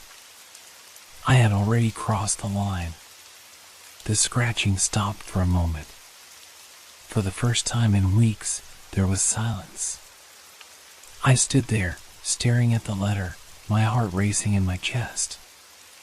I could feel the air shift, a pressure building, thickening around me. Then the sound returned. But it was different now. It wasn't just the scratching. Now, I could hear something else. A low, guttural sound, like a growl, but distorted, as though it was coming from the very walls themselves. The thing was speaking again, but its voice wasn't the same. It was deeper, more inhuman. I didn't want to open the trapdoor. I didn't want to go back down there. But I knew what I had to do. I couldn't stay here any longer. The thing below, whatever it was getting closer. It was getting stronger. I could feel it in my bones, in the very air around me.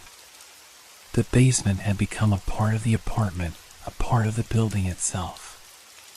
It was reaching out, claiming me, claiming this place as its own. I grabbed the flashlight again, my hand shaking, and made my way to the trapdoor. The floorboards creaked underfoot, but this time, the scratching didn't come from beneath me. It was coming from within the walls, 1,000 tiny claws scraping together, a symphony of desperation. The flashlight flickered and died. I had no choice but to open the door without it. My heart was pounding in my chest as I reached for the latch. I could feel the temperature drop as I pulled it open, a gust of cold air rushing up from below. The stench of decay hit me hard, and for a moment, I almost gagged. But I forced myself to step down the ladder. I wasn't alone this time.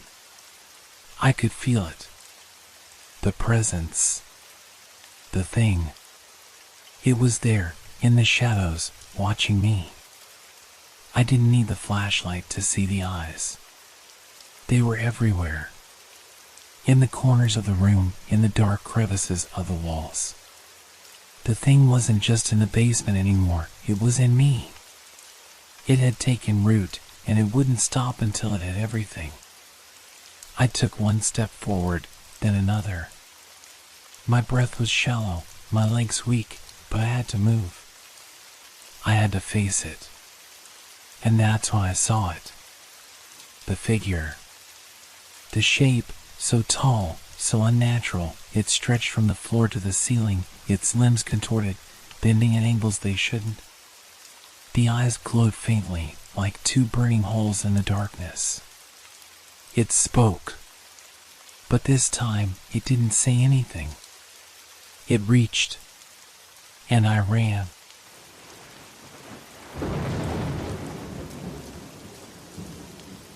It started with a question.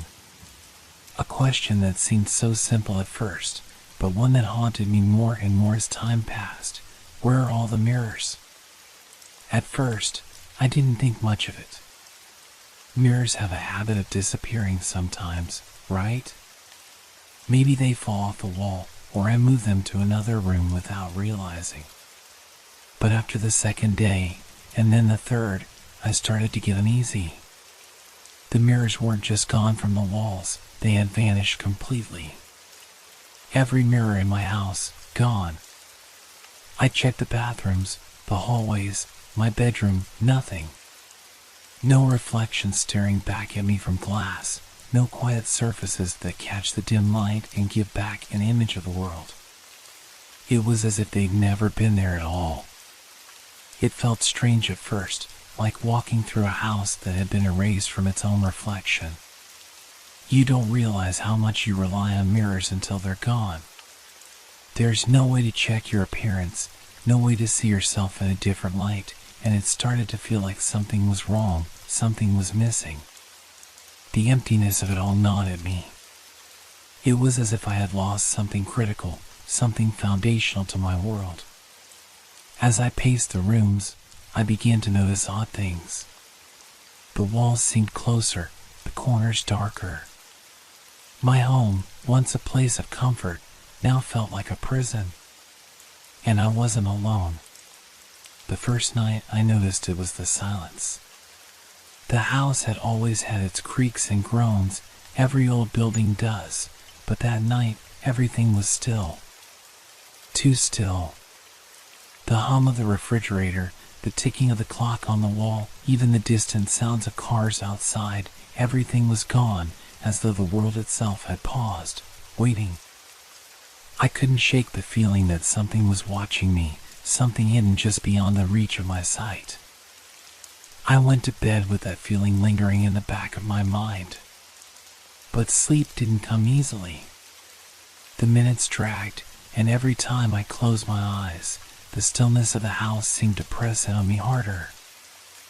I opened my eyes and stared into the darkness, hoping for a change, hoping for something familiar, something to ground me. That's why I saw it. There, on the floor of the bathroom, was a mirror. It wasn't there before, at least, I didn't think it was. It lay flat on the cold tile, its surface reflecting the dim light from the single bulb above. I approached it cautiously, my heart pounding, an inexplicable sense of dread creeping over me. The mirror was small, its frame ornate but worn with age, and I couldn't help but feel an overwhelming urge to look into it. I kneeled down, staring into the glass, half expecting to see nothing at all, just the hollow surface, but then, it wasn't my reflection. The room in the mirror was not the bathroom I knew. It was a dark, unfamiliar space, lit only by the flicker of candles. The walls were lined with shelves filled with strange objects. Some of them looked like books, others like twisted metal sculptures. The air in the mirror world was thick, heavy, like something was pressing in from all sides. And there, standing in the middle of the room, was a figure. I couldn't make out any details, but I could feel it, the presence of something watching me from the other side of the glass.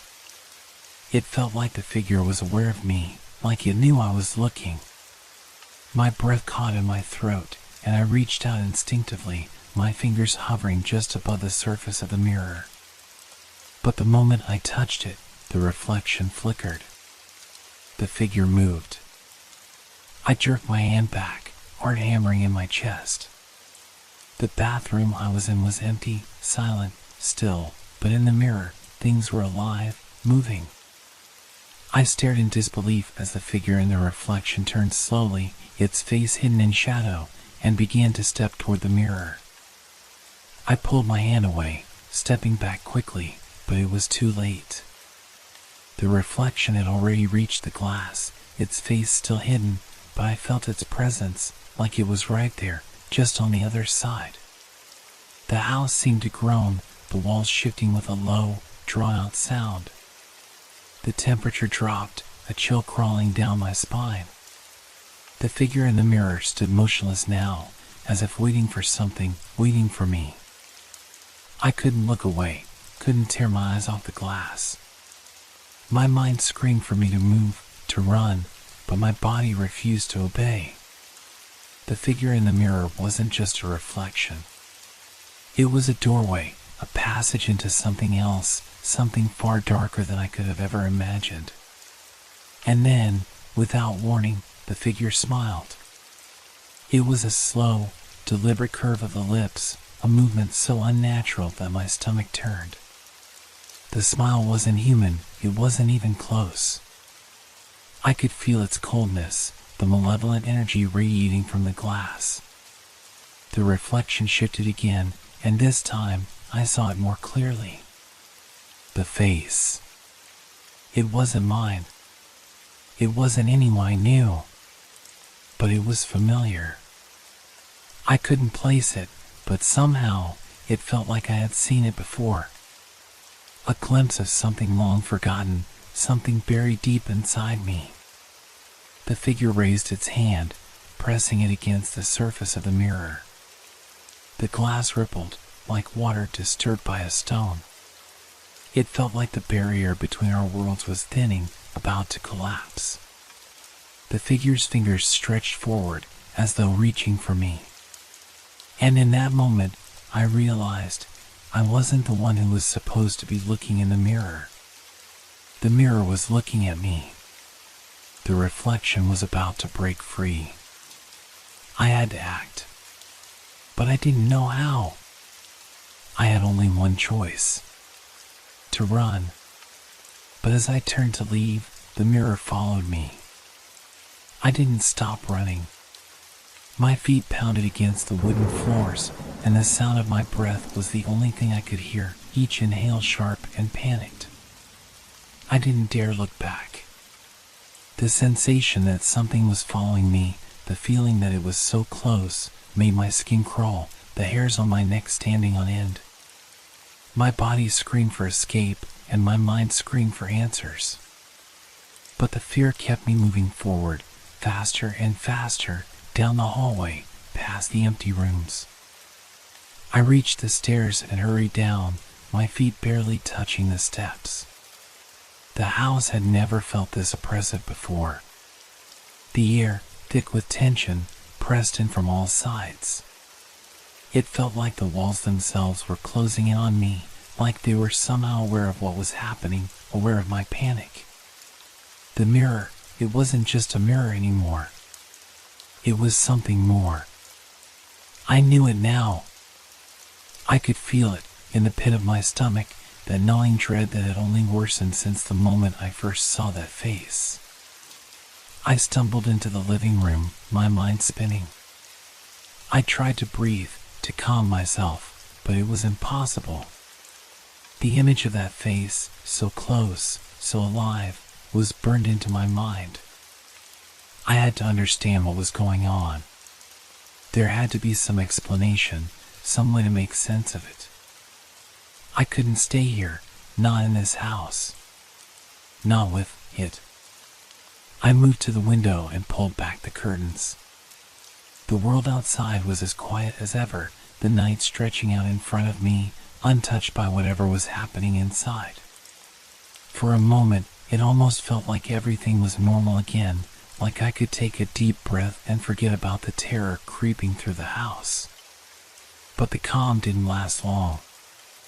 I turned, and for a brief moment, just a fleeting second, I thought I saw something moving in the corner of my eye.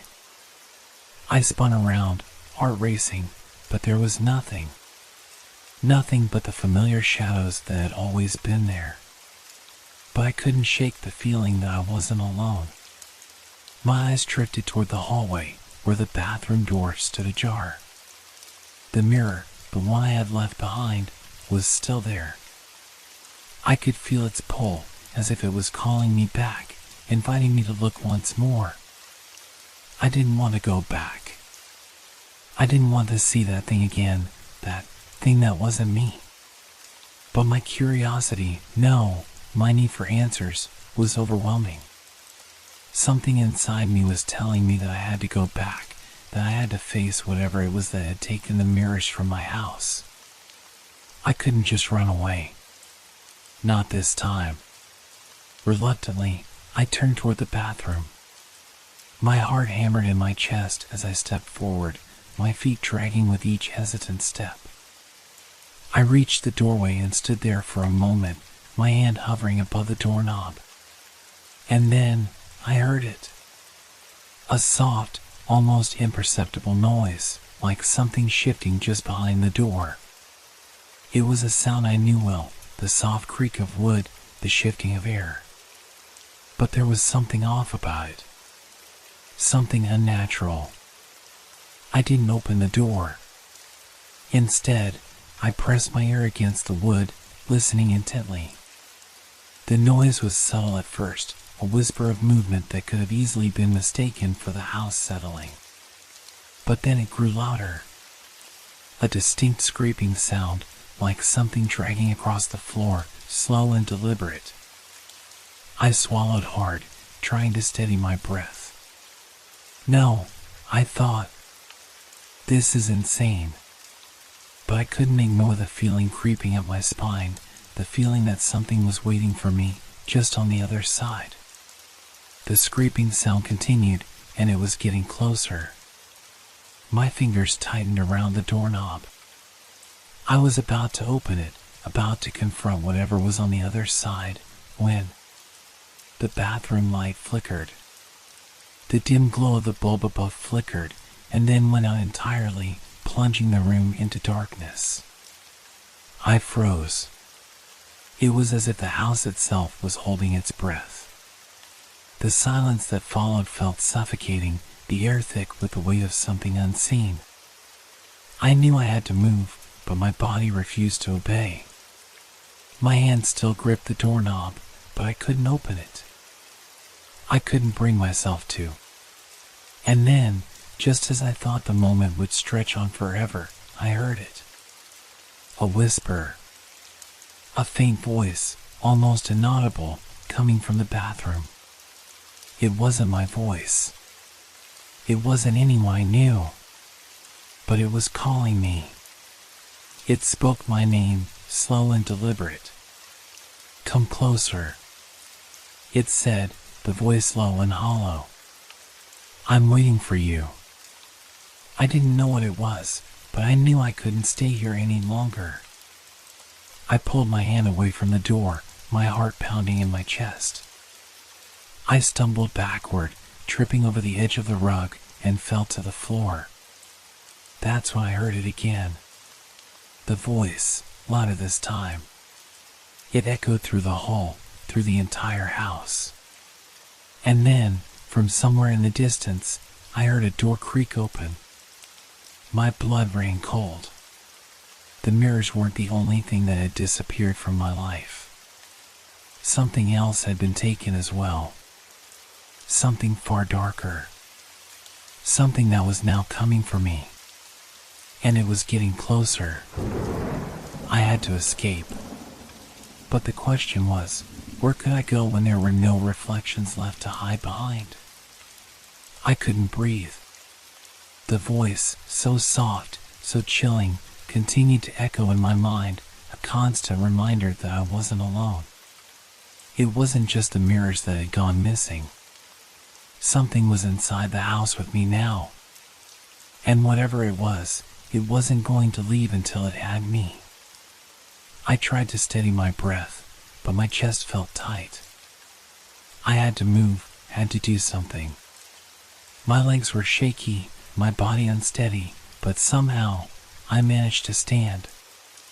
Every nerve screamed at me to run, to escape, but I couldn't bring myself to leave the house. I didn't even know if I could leave the house.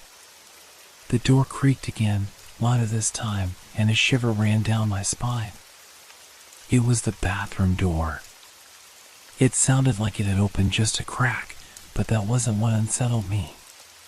No, it was the sound that followed, something shifting, something dragging. I backed away slowly, my eyes never leaving the bathroom door. I didn't want to look, didn't want to see what was inside, but my feet refused to stop. It felt as though I were being pulled toward it, like I had no choice but to face whatever was hiding in that dark room. My heart hammered against my chest, each beat heavy with fear. I reached the living room again and stopped, staring out the window at the dark sky. The street below was empty, just the way it had always been. No one knew what was happening inside. No one knew what I was facing. I didn't even know if I was still here. The house, the world outside, everything felt off. The walls, the floors, the rooms, they weren't what they used to be. They felt like they were shifting, twisting, as if reality itself was bending around me. I couldn't trust anything anymore. Not even the walls. I glanced back toward the hallway. The bathroom door was still ajar. But I couldn't stay here. I had to get out, had to find a way to stop the madness. But as I turned to leave, the lights flickered again. I spun around in the direction of the sound.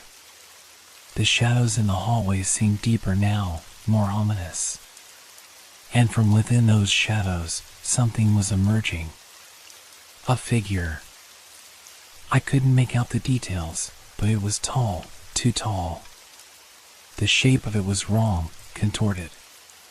It seemed to be moving in ways that didn't make sense, like it was bending reality with every step. I froze, heart pounding in my chest. It was coming closer. I could hear the scrape of its feet against the floor, slow and methodical. The sound was louder now, as though the figure were stepping in sync with the beating of my heart. I knew I had to act. I had no choice. But what could I do? How could I fight something that didn't obey the laws of reality? My body moved without thinking. I grabbed the closest object I could find, an old lamp that sat on a nearby table, and raised it over my head. The glass was cold and heavy in my hands. I knew it wouldn't stop whatever was coming for me, but maybe it would buy me enough time to get away. I backed up, step by step, the figure still advancing, its movements growing more deliberate. I felt like I was standing in the path of a tidal wave, powerless to stop it. I had nowhere to go, nowhere to hide. Suddenly, the figure stopped. Just stopped, as though it had seen something I hadn't. It tilted its head, as if sensing something I couldn't. And then it made a sound, one I'll never forget. A low, guttural growl, deep and filled with a strange, suffocating hunger. I didn't wait for it to move again. I turned and ran. I didn't know where I was going, only that I had to get out of that house. I had to escape, but the walls seemed to close in, like the house itself was alive, pushing back against me. I rushed toward the front door, my hand fumbling with the handle. But it wouldn't budge. The door, my door, was locked, and the key was nowhere to be found. I turned and slammed my shoulder against the door, but it wouldn't give. The growl from the hallway had grown louder, more urgent, and I knew I didn't have much time. I spun around, panic rising in my chest, and found myself staring at the bathroom door once more. The shadows were thicker now, darker, and the air was thick with an unbearable pressure. The figure was still there, waiting, watching me, but now it wasn't alone. There was something else in the room. Something worse. I could see the outlines of more figures behind it. More shadows, like twisted reflections, all lined up in the darkness. It was like a crowd, no, a collection of things that shouldn't be in this world, all waiting for something. Waiting for me. The mirror. I had to get to the mirror. The only thing that could offer me some kind of clue, some kind of answer. I bolted down the hallway, my feet pounding against the floor, and reached the bathroom door. But as I stepped inside, the temperature dropped. It felt like a cold wind was rushing through the room, though there were no open windows. The mirror, the same one I had seen before, was standing in front of me, its surface smooth and still. But something was different. The reflection wasn't mine. The figure in the mirror, it was moving, I backed away slowly, my breath catching in my throat, but the mirror kept shifting, twisting. The figure was coming closer now. I could see its face clearly, its eyes dark and endless, like pits that seemed to swallow the light. Its mouth opened, but no sound came from it. It was just staring at me, reaching for me. And then, before I could react, the reflection in the mirror stepped out. I couldn't move. My body was frozen in place, and for a moment, I thought my mind had finally cracked. The figure from the mirror, it wasn't supposed to be real, was now standing in the room with me. The reflection had crossed over, pulling itself from the glass as if it had always been there, waiting for this moment. Its movements were slow, deliberate. As it stepped forward, the air grew colder, and I could feel my skin break out in a cold sweat. It wasn't human. Not really. The shape of it was distorted, like a twisted version of myself, but its features were wrong, sharp, angular, like they had been pulled into unnatural positions. Its eyes, those eyes, were dark, endless voids that seemed to suck in the dim light of the bathroom. I tried to scream, but no sound came from my throat. I wanted to run, but my legs wouldn't respond. I was paralyzed, caught in the grasp of whatever nightmare I had unknowingly invited into my home. The figure moved closer, its steps silent but somehow louder than any sound I had ever heard. The closer it came, the more the air around me thickened, suffocating, pressing in from all sides. I could barely breathe. My head swam as I struggled to focus, to make sense of the madness. Its hand, long and unnaturally thin, reached out, fingers stretching toward me. The air crackled with an eerie energy, and I could feel the hairs on the back of my neck stand on end. I knew, without a doubt, that if it touched me, I wouldn't survive it. I forced myself to move. My legs, still shaking, responded just enough to let me stumble backward. The bathroom door was behind me. I didn't know if I could get to it before the figure grabbed me, but I had to try. It was my only chance. I reached out for the door, my hand trembling as I gripped the handle. The figure was almost within arm's reach. I could feel its presence now, like it was right behind me, breathing down my neck. The air grew thick with the scent of decay, and the hairs on my body stood upright. I turned the handle, pulling the door open just as the figure's hand brushed against my shoulder. I screamed, not a loud scream, but a soft, choking sound as the cold, clammy fingers grazed my skin. It was like ice, freezing through my clothes, numbing my very bones. But somehow, I managed to get the door open wide enough to slip through. I slammed it shut behind me, panting, my heart racing. The figure on the other side, still pressing against the door, was making no sound now. But I knew it was there. I could feel its presence, waiting. I backed away from the door, glancing around the small hallway. The house seemed different now. The air was heavy, thick with something dark, something unnatural. I felt like I was being suffocated, like the walls were closing in on me, and I couldn't breathe, couldn't escape. The mirror. I had to go back to the mirror. Without thinking, my legs carried me toward the living room. I had to know what was happening. Why was this happening?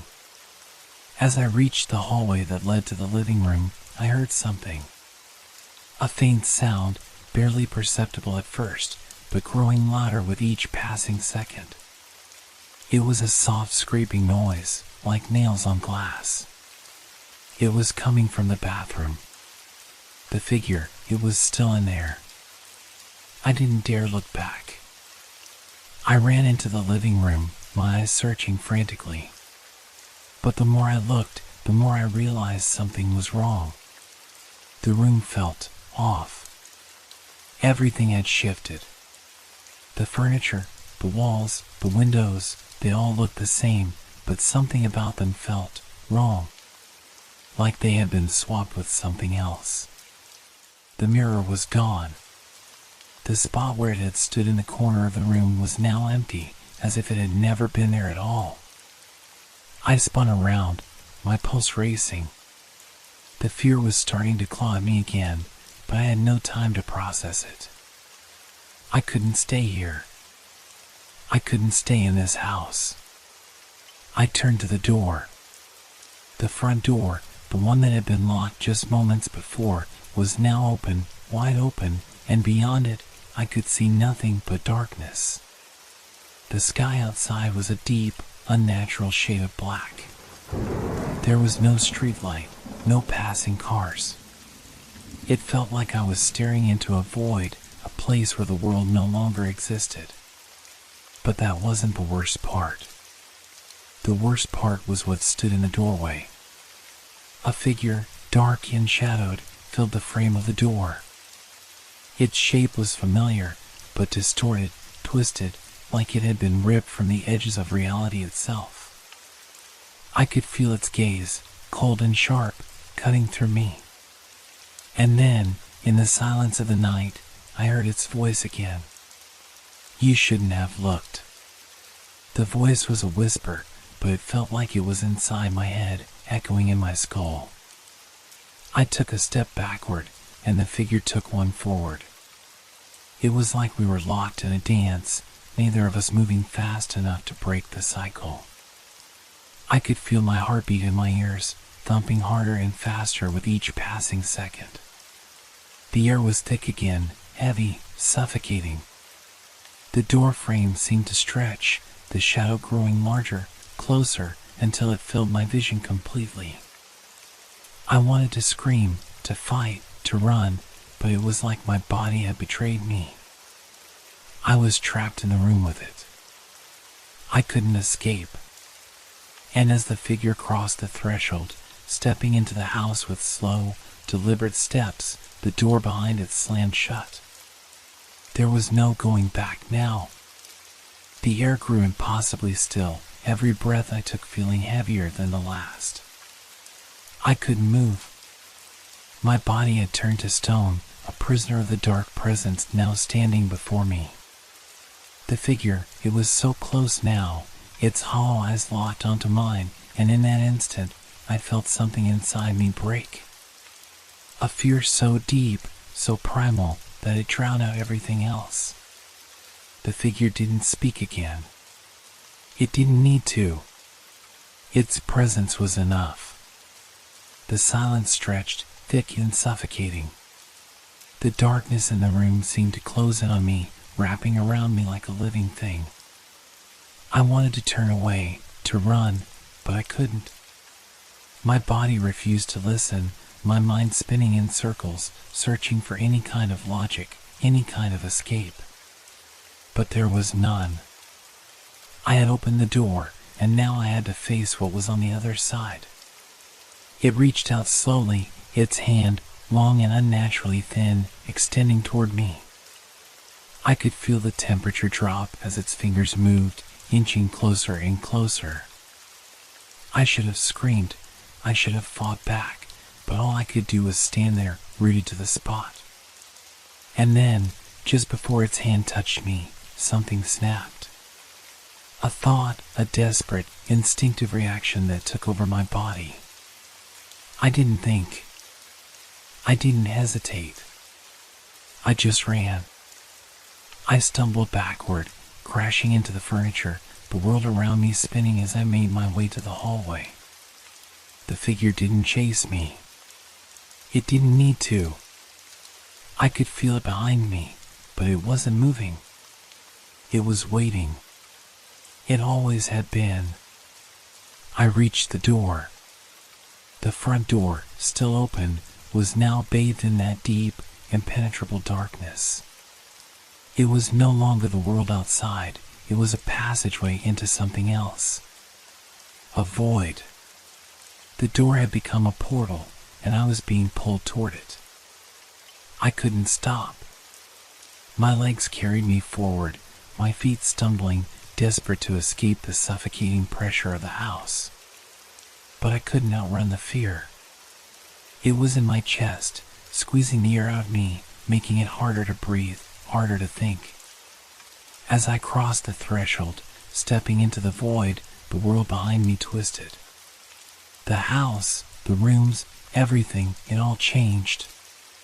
It wasn't just the mirror anymore. The entire house had become something else.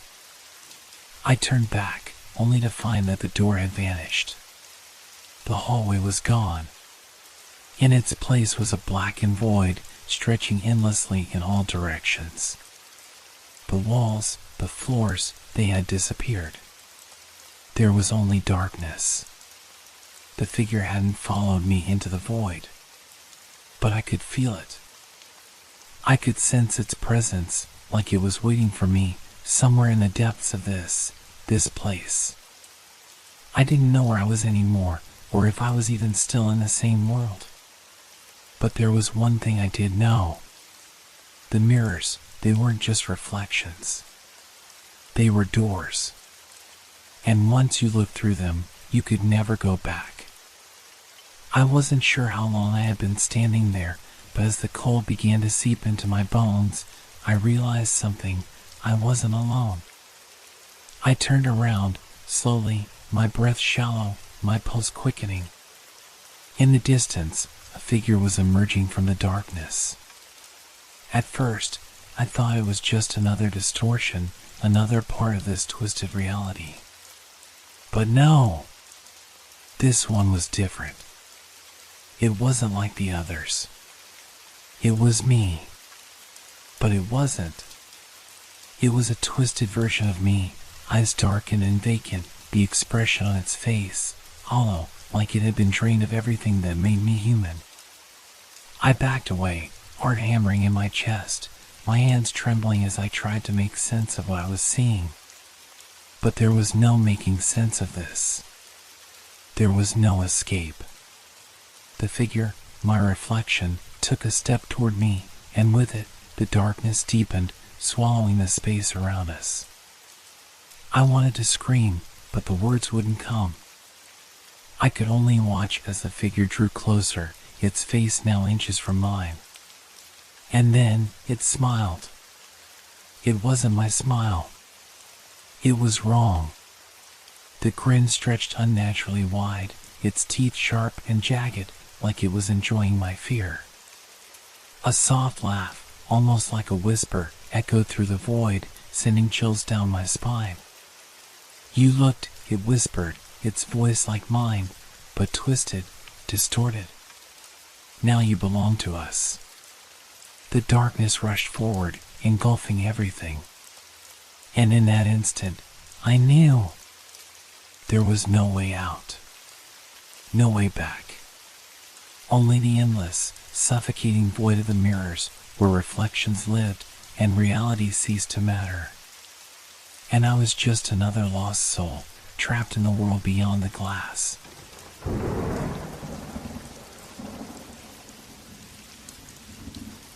I woke up in the middle of the night.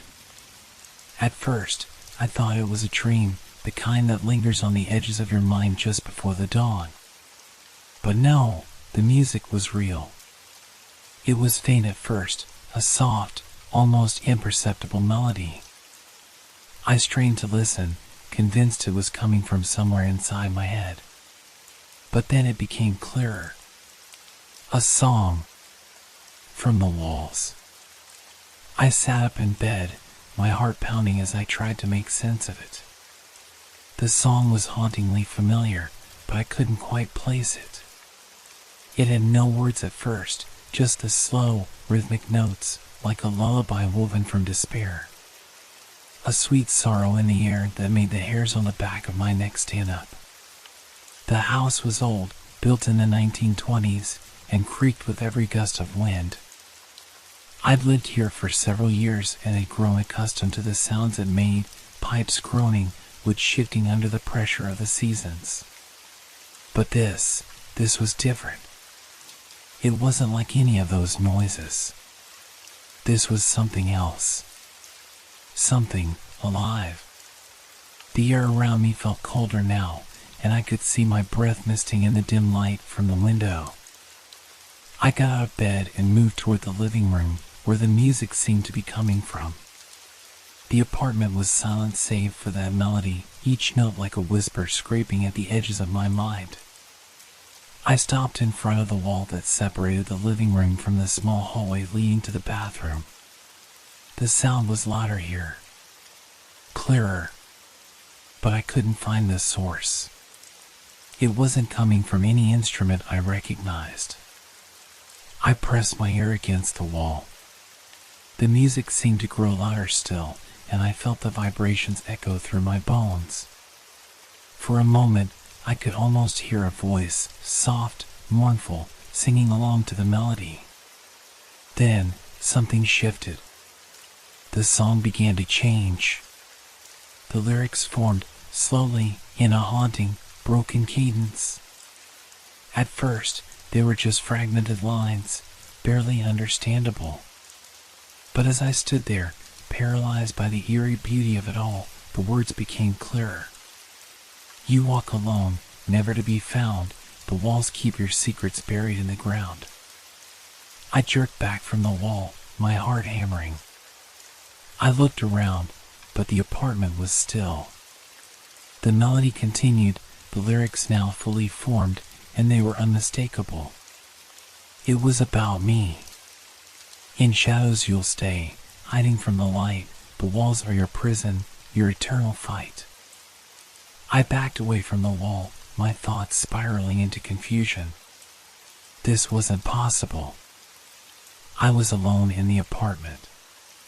There was no one else here. How could this song know anything about me? About my fears? My darkest thoughts? I pressed my hand to my chest, trying to calm my breathing. The air felt heavier now, as if the walls themselves were closing in on me. The song grew louder, more insistent, pulling at the edges of my sanity. The music was no longer soothing, it was suffocating. The melody twisted, and the words grew sharper. The silence you seek will tear you apart, the walls will remember, the end from the start. I stumbled backward, crashing into the table, knocking over a glass. The song was growing louder, almost deafening now. I couldn't think straight. I couldn't focus.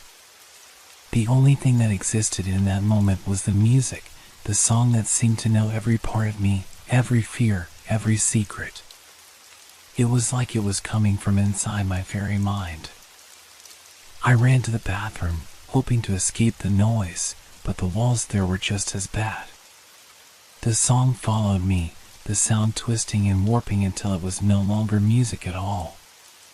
It was like a chorus of voices, whispering and shouting all at once. You will stay. You will stay here, forever.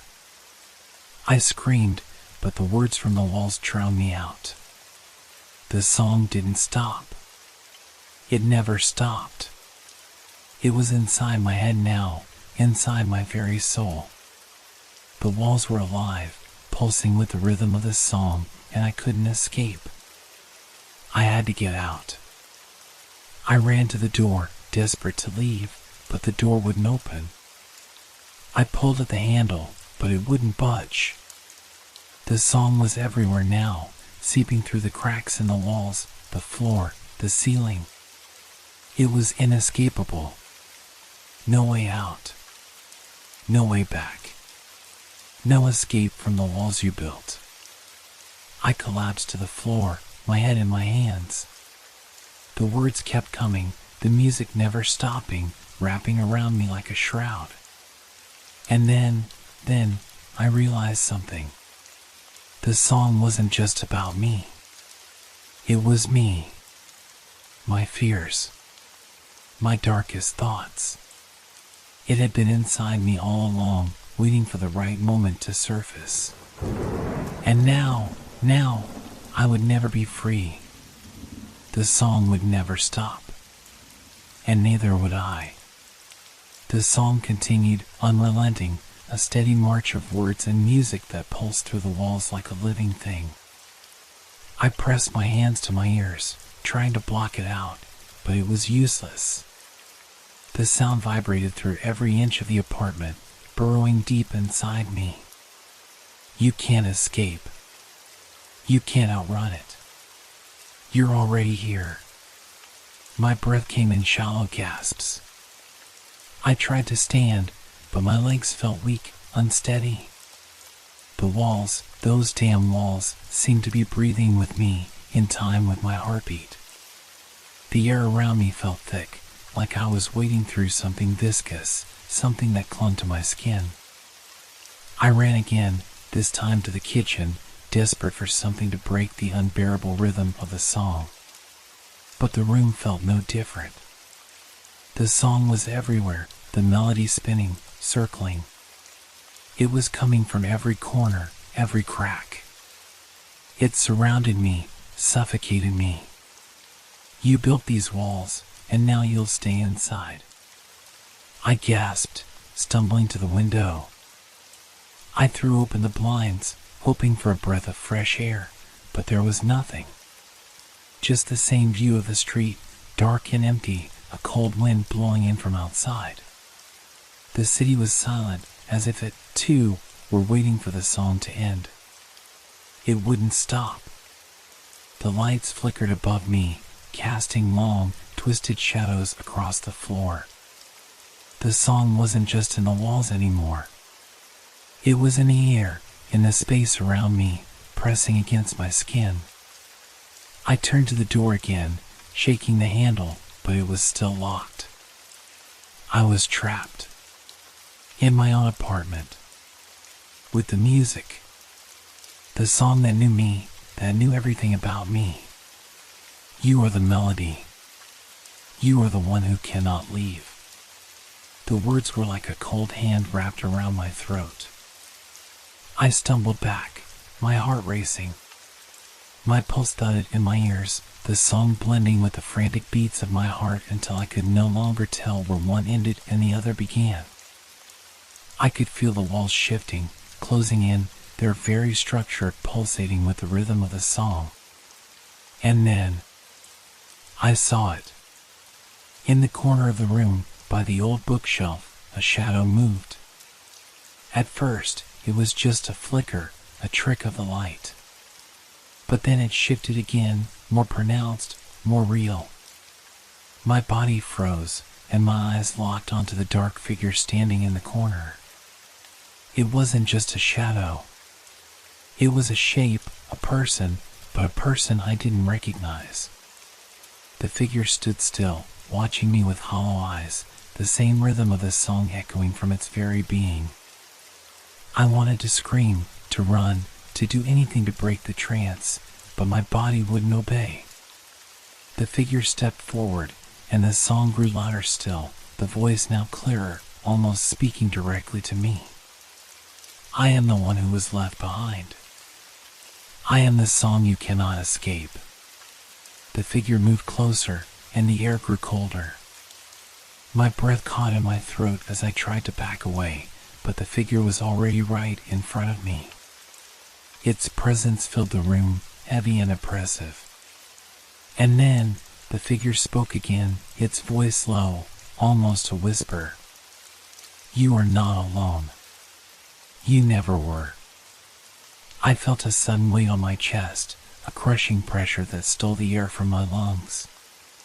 The song was still playing, still echoing around me, louder and louder, until it felt like my skull might split open from the sound. My vision blurred, and I stumbled to my knees, gasping for breath. The figure bent down, its face now inches from mine. The eyes, those hollow, dark eyes, stared into me, into the very core of who I was. It smiled, but the smile wasn't kind. It was twisted, malevolent. You were always meant to be here, it whispered. You built the walls, and now you are part of the song. Forever. I tried to scream, but the sound was drowned out by the music. The walls, the air, the figure, everything was closing in on me, merging with the song until I no longer knew where I ended and it began. The room was spinning, the melody warping into something dark, something I couldn't escape. I was drowning in it, the words seeping into my mind, breaking me apart.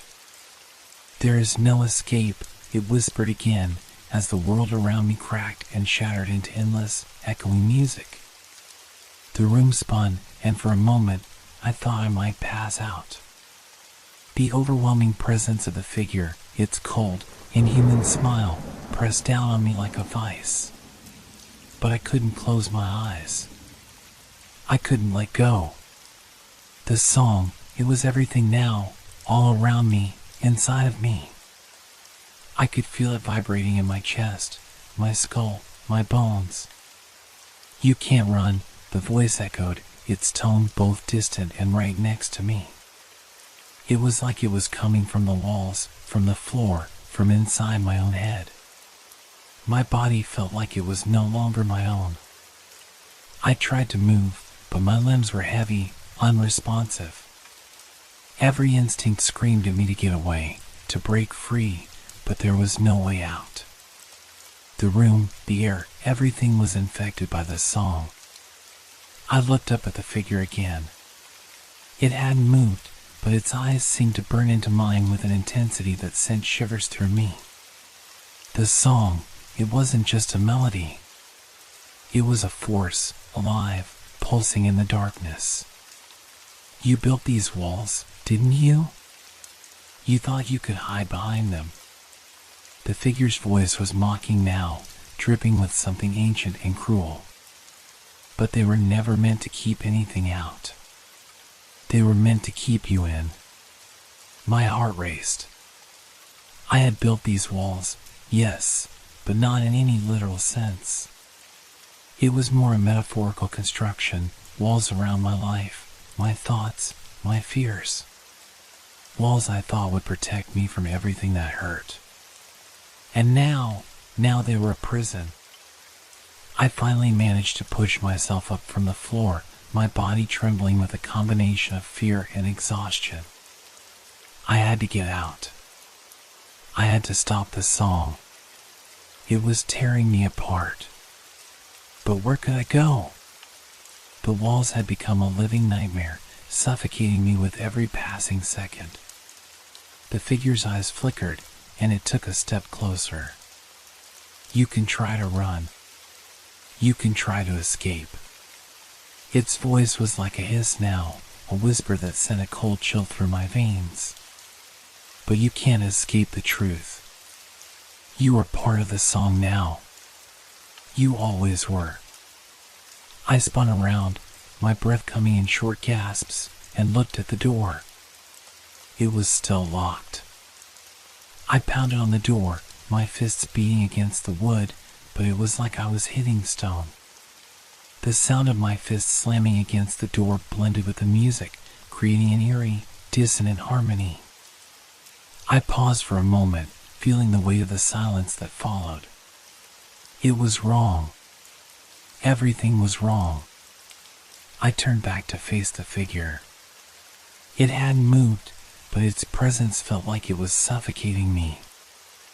I swallowed hard, trying to steady my racing thoughts. I needed to focus. I needed to understand what was happening before it consumed me entirely. "You were always a part of this," the figure murmured, its voice softer now, almost tender. "You created the walls, but they are nothing compared to the cage inside your mind."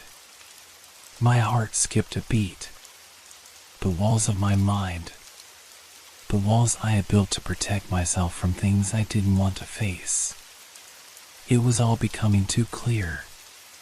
This was not just a haunting. It was a manifestation of everything I had hidden away. All the fears, all the regrets, all the things I had buried deep within myself were now clawing their way to the surface. "This is where you belong," the figure whispered, its face now inches from mine. "Here, inside the song. Inside the walls." I closed my eyes, but the music only grew louder. The pressure inside my skull intensified, like my head was going to explode. The walls were vibrating with it. The figure was pressing against me, but I couldn't move. I couldn't fight back. And then, something inside me snapped. I wasn't sure if it was the sheer weight of the song, the crushing presence of the figure, or something deeper inside me breaking free, but I knew what I had to do. I reached into my pocket and pulled out the small, silver key I had found earlier, forgotten, half buried under the weight of everything else. It felt cold in my hand, like it had been waiting for this moment. The key, a simple thing, now felt like the only hope I had left. I turned and walked to the door, my body moving on instinct. The figure made no move to stop me, but its gaze followed me with that eerie, unblinking stare. The song rose to a crescendo behind me, but I focused on the door, on that tiny, insignificant key. With trembling hands, I slid the key into the lock. It clicked. I hesitated for just a moment before turning the knob and throwing open the door. The moment I stepped out of the room, the music cut off. Silence. I stumbled into the hallway, gasping for air, feeling as if I had just escaped from a prison. But as I stood there, alone in the stillness, I realized that something wasn't right. The silence was too deep, too complete. I turned around, expecting to see the familiar door to my apartment. But there was nothing. The hallway stretched on, longer than it should have been. The walls seemed to close in around me, and I felt a cold shiver crawl up my spine.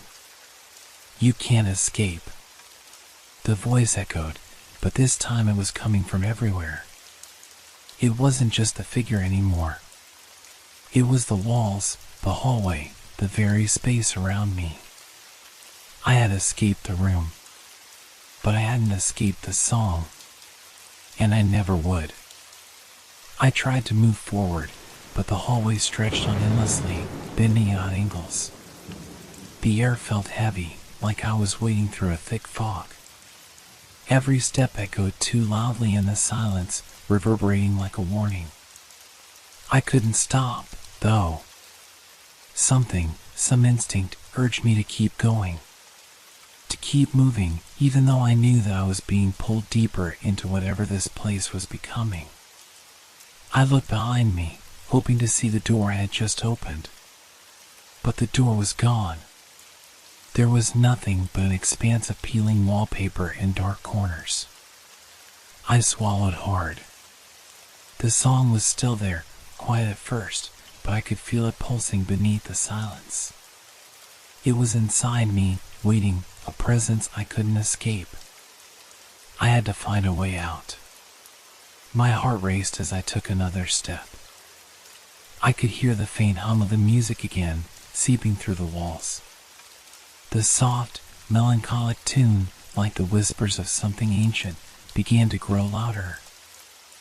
I pressed my hands to my ears, trying to block it out, but it was impossible.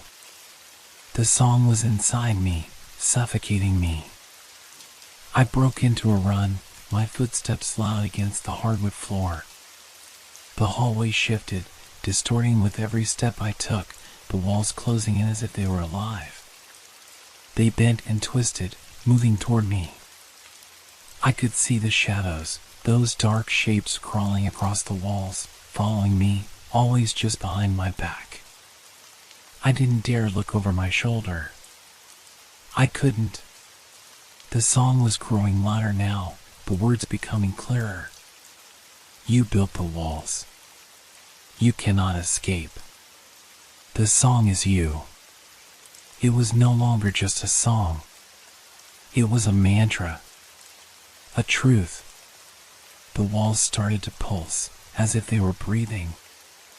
A low, rattling sound echoed from the depths of the hallway, something scraping along the floor, something heavy dragging itself toward me. My heart pounded in my chest, my legs screaming in protest as I ran faster. But no matter how fast I moved, the hallway didn't seem to end. It was an endless stretch of darkness, a corridor that went on forever. Suddenly, I stumbled. My foot caught on something soft, something that shouldn't have been there. I fell to the floor with a heavy thud, the impact making my vision blur for a moment. As I pushed myself up, I saw what I had tripped over. It was a mirror. A full-length mirror, lying broken on the floor, shards scattered around it like a dangerous puzzle. The reflection in the glass wasn't mine, though. It was a room I had never seen before. It was familiar in a way, like a memory half-formed. The walls were painted a soft shade of blue, the furniture old, but somehow inviting. There was a window with curtains drawn, and through the gap in the fabric, I could see the faint outline of trees swaying in the wind. It looked like home. It looked like a life I could have had. But the reflection wasn't still. The room in the mirror moved. The shadows inside it shifted, and I saw a figure standing at the far corner of the room. It was tall, dark, indistinct, but I could feel its presence. It was watching me. It was waiting. I leaned closer to the glass, my breath fogging up the surface. My hand shook as I reached out to touch it, and the moment my fingers brushed against the cold surface, the figure in the reflection shifted. It moved, its head tilting toward me, its face just beyond the reach of the glass. "You've found it," the voice whispered, distant yet clear. It was the same voice from before, the one that had been inside my head, in the walls, in the song. The figure stepped closer, and for a moment, I thought it was going to reach out through the mirror. My heart skipped a beat, and I stumbled back, falling onto the floor. The mirror trembled, and I heard the faintest sound of laughter, cold and low, like a wind blowing through the cracks of an old house. I got to my feet, my breath ragged in my chest. I couldn't stay here. I couldn't let it get closer. But as I turned to run, the walls seemed to close in on me again, the hallway tightening, the darkness creeping along the edges of my vision. The song, it was louder now, a distorted version of itself, warping and twisting. The lyrics, now fully clear, were unmistakable. "You cannot escape. The walls will find you. The song is your only home." I ran, my feet pounding against the floor, but no matter how far I went, the end of the hallway never appeared. The song followed me, its dissonant notes crawling beneath my skin, wrapping around my thoughts. I couldn't think, couldn't focus. I felt as though the very air was pressing against me, suffocating me, until I could hear nothing but the song. And then, suddenly, I stopped. It wasn't a conscious choice. I just couldn't move anymore. My legs felt like they were made of stone, my body rooted to the spot, paralyzed by the overwhelming presence that surrounded me. The song was everywhere now. It wasn't just coming from the walls anymore, it was in my mind, in my blood, in my soul. "You're here," the voice whispered, closer now. "You are the song." I turned, but there was nothing there. No figure. No shadow. Just darkness and the song. And then I realized I had been the one calling it. I had been the one to bring it into this place, to create the walls and the music that would bind me here forever. And the song would never let me go. I stood in the center of the hallway, unable to move, unable to breathe. The silence had taken on weight of its own, pressing against my chest, suffocating me. The song echoed in my mind, but now it wasn't just a tune. It was a part of me, intertwined with my thoughts, my fears, my very being. I tried to speak, to scream, to make any sound to break the suffocating quiet, but nothing came out. My mouth was dry, my throat tight. The words from this song repeated in my head, louder, clearer, more urgent. You are the song. I felt a shiver crawl up my spine. The walls seemed to pulse, breathing in sync with the rhythm of the music. The floor beneath me shifted, subtly at first, but with each passing second, the change became more pronounced. The wood creaked, groaned under the weight of something heavy, something alive. Then, without warning, the walls cracked. A low rumble filled the air, a deep, vibrating sound that seemed to resonate from the very heart of the house. The cracks spread quickly, spidering out in every direction, and from them poured an overwhelming wave of dark, swirling shadows. They oozed like liquid, flowing over the walls, the floor, and into the air, like something sentient, something alive, something that wanted to consume me. I staggered back, my body shaking, but the shadows followed, stretching toward me, closing in. I could feel them tugging at my skin, pulling at my thoughts, dragging me deeper into their grasp. I could hear this song, louder now, its melody distorted by the weight of the darkness, the words warping into something unrecognizable. You are the song. You cannot escape. It was all-encompassing now, the song and the shadows, fusing into one. They were me. I was them. There was no separating the two. I could feel the cold tendrils of the darkness wrapping around my legs, pulling me into the ground, sinking me deeper until the floor beneath me felt like quicksand. Desperation clawed at my throat. I tried to run, to escape, but my legs wouldn't move. They were frozen, trapped in place, as if the house itself had become my cage. The shadows reached higher, engulfing me completely. I could feel my body growing weaker, my energy draining, until it felt like I was being hollowed out, piece by piece. And then, just as I thought I couldn't take it anymore, there was a flicker. A momentary break in the suffocating darkness. A small sliver of light. I didn't know where it came from, but in that instant, I felt a surge of panic. The light was an anchor, something real in a place that had become pure madness. It was the only thing separating me from the abyss. I forced myself to move. My legs screamed in protest, my body shaking with the effort, but I managed to take a step. Then another. The shadows resisted, pulling at me, trying to drag me back, but the light was there, flickering, pushing through the darkness like a beacon. I reached for it, my hands trembling as I grasped the edge of the light, and in that moment, the shadows screamed. It was a sound like the grinding of metal, like the entire house was tearing itself apart. I didn't care. I held onto the light, pulling myself closer, dragging my exhausted body toward its warmth. The darkness fought, twisting and writhing around me, but the light grew stronger. The song, the endless, oppressive song, began to fade, its haunting notes silenced by the purity of the light.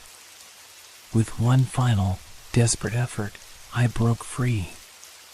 The shadows vanished, the music stopped, and for the first time in what felt like forever, I could breathe. The air was thick with silence, but it was a welcome silence. A silence I could control. I wasn't trapped in this song anymore. I looked around, trying to make sense of where I was. The hallway stretched in front of me, just like before, but now it seemed different, familiar, yet strange. The walls, once alive with the pulsing shadows, were still. The floor beneath me felt solid again. I wasn't sure if it was real, or if I was just too broken to tell the difference. I stumbled to my feet, feeling disoriented, disconnected from everything around me. The song had taken so much. It had consumed me, warped me, made me believe in things I couldn't understand. But I had survived. I had broken free. Or had I? The light flickered one last time, and I heard it, the faintest whisper, like a breath in the dark. You cannot escape. The song is you.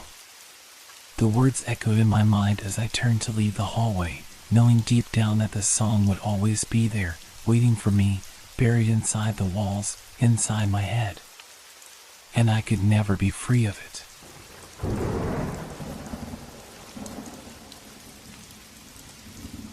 Have you ever noticed someone staring at you from a distance, and no matter how hard you try to shake off the feeling, it stays with you? The sensation that you're being watched, even when there's no one around? I had that feeling every single evening as the sun dipped behind the horizon, casting long shadows over my apartment. And it was always the same. Just as the sky turned dark, a figure would appear across the street, standing motionless beneath the dim streetlight. They never moved, never looked away. They just stared up at my window. At first, I thought it was my imagination, or maybe just a trick of the lighting. But as the days turned into weeks, I couldn't deny it anymore. Every night, without fail, the figure would be there, staring upwards, always at my window. I tried to convince myself it was nothing. Perhaps a neighbor or someone passing by. But deep down, I knew something wasn't right. Why always at my window? Why always staring directly at me, even though they couldn't possibly see me from where they stood? I had to know more. I had to understand who this person was and why they were watching me. One evening, unable to shake off the unease that had built up over the past few weeks, I made a decision. I would go across the street, approach them, and ask why they were always standing there.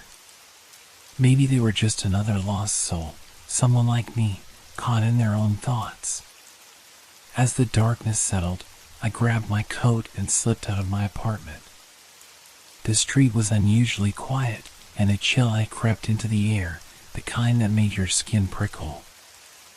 I crossed the road slowly, my eyes fixed on the shadowy figure standing beneath the streetlight, just as they always did. They were taller than I had imagined, their posture rigid, as if they were waiting for something. Or someone. When I got closer, I hesitated. Something about them felt off, like they didn't belong in this world. But the curiosity gnawed at me, pushing me forward. I was almost within arm's reach when I stopped. I hadn't heard a single sound, not even the soft shuffle of footsteps on the pavement. There was an eerie stillness that made the air feel thick, heavy. The figure was still staring upward, but I couldn't see their face, only a dark silhouette. The streetlight above them cast long shadows, hiding their features.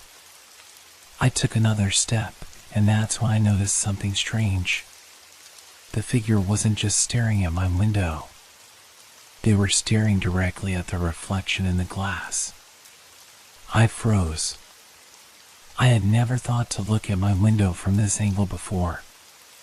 From where I stood, I could see the reflection of my own apartment, its windows lit by the soft glow of lamps. But what was odd was how my figure in the window didn't match my movements. It was like a ghostly version of me, standing perfectly still, staring back at the person across the street. I could feel my heart rate spike, a cold sweat breaking out on my skin. I looked up at the figure again. They weren't just staring at my window, they were staring at me, or rather, at someone who looked exactly like me. "Who are you?" I called out, my voice shaky. But the figure didn't respond. They didn't move. They just kept staring at the window, as if they could see through it, see me through it. I felt a surge of panic, but before I could react, I noticed something even stranger. The reflection in the window shifted. It wasn't me anymore. It was someone else, someone standing right next to the window, looking out. I whipped around to face the street, but there was no one there. I turned back to the window. The reflection was still there, but now the figure in the glass was staring right back at me, smiling. I stumbled backward, my breath caught in my throat. That smile, it wasn't mine.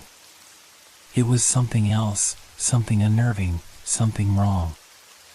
And then, just as suddenly as it had appeared, the reflection vanished, leaving nothing but darkness behind the glass.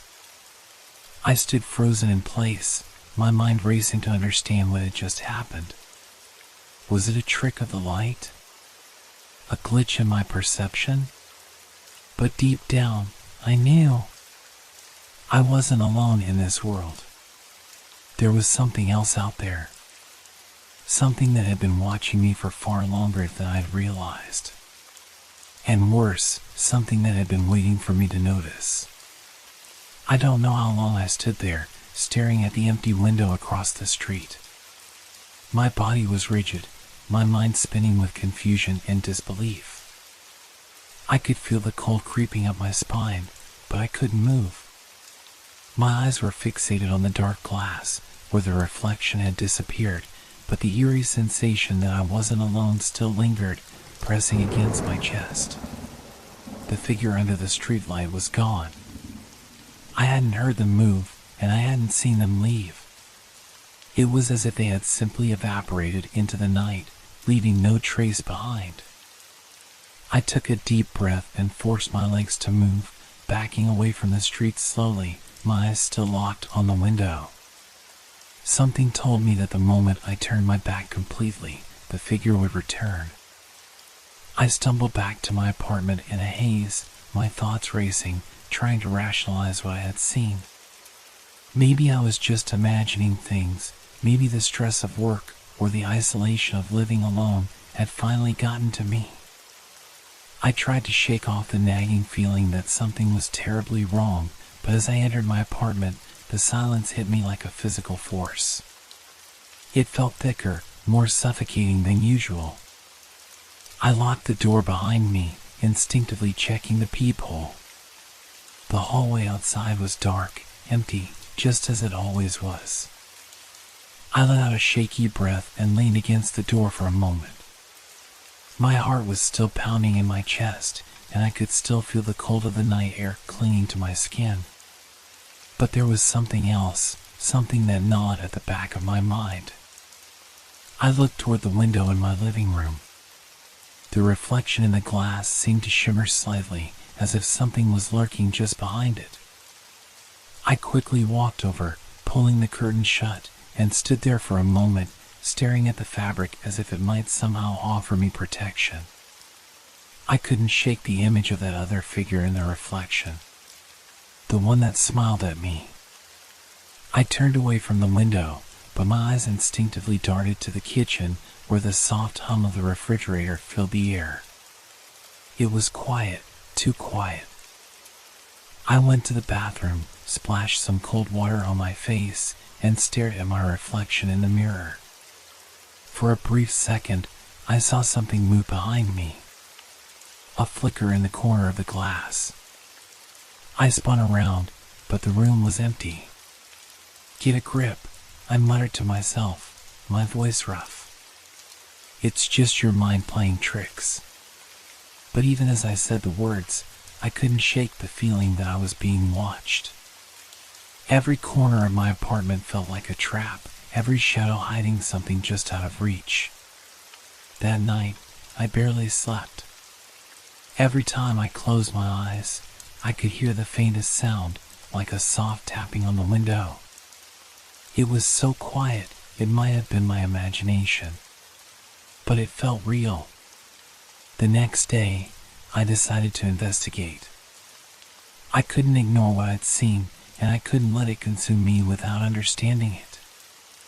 I knew I had to find out who, or what, that figure was. I spent the afternoon researching.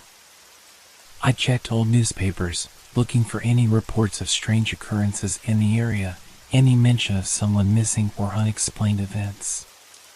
But there was nothing. The building across the street had been there for years, and according to the records, no one had lived in that apartment for a long time. It was vacant. I checked again, the anxiety in my chest tightening.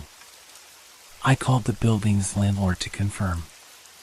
When I explained my situation, they sounded confused, telling me that no one had rented the unit in months. It was empty.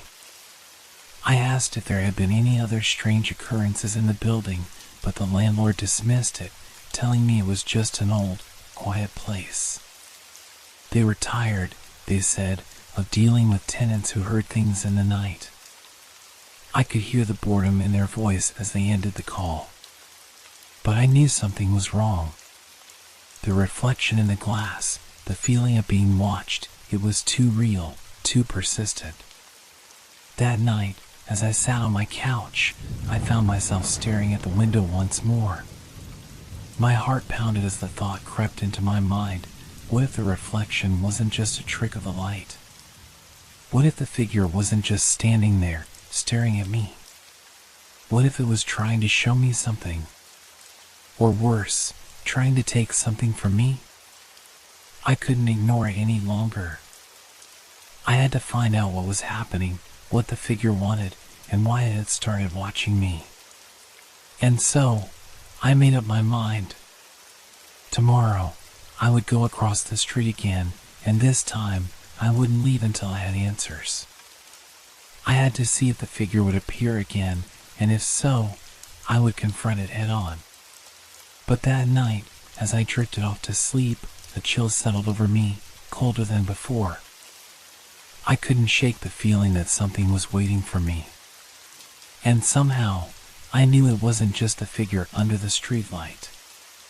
It was something much closer. Something that had been in my reflection all along. The morning came too quickly. The pale light through the blinds felt unnatural, too bright, like the sun was trying to force its way into the room. I barely slept. I had dreams, or maybe nightmares, of shadows creeping along my walls, of figures standing just outside my window, watching me, waiting for something. The dreams bled into my waking moments, making everything feel distorted, unreal. I couldn't shake the feeling that I wasn't alone. Every time I glanced at the mirror, I felt eyes on me. I couldn't even look at my reflection without it feeling like I was being watched by something other than myself. I got dressed in a hurry, trying to ignore the creeping sense of dread that followed me through the apartment. I grabbed my jacket and stepped out the door. The hallway was silent, empty as always, but it felt different today, more oppressive, like the walls themselves were closing in. I crossed the street to the building where I had seen the figure. My breath came in shallow bursts, the cold air biting at my skin. The building loomed ahead of me, a large, gray structure that seemed to stretch on forever. The apartment across from mine, empty, they had said, stood dark and silent, just as I remembered. I stood in front of the window I had been staring at the night before, the one where I had seen the figure. It was just a regular window, nothing special about it, but the energy around it felt wrong. Like something was hiding behind it. I didn't know what I was expecting. Maybe the figure would appear again, or maybe I would finally see something that would explain what had been happening. But as I stared at the glass, there was nothing. The curtains were drawn, and no movement flickered behind them. I knocked on the door of the building's landlord, my heart racing. I needed answers. I had to know if anyone else had seen the figure, or if there had been anything strange about the place. An older man answered the door, his face lined with years of stress and frustration. He looked at me with tired eyes as I explained what had been happening, what I had seen across the street.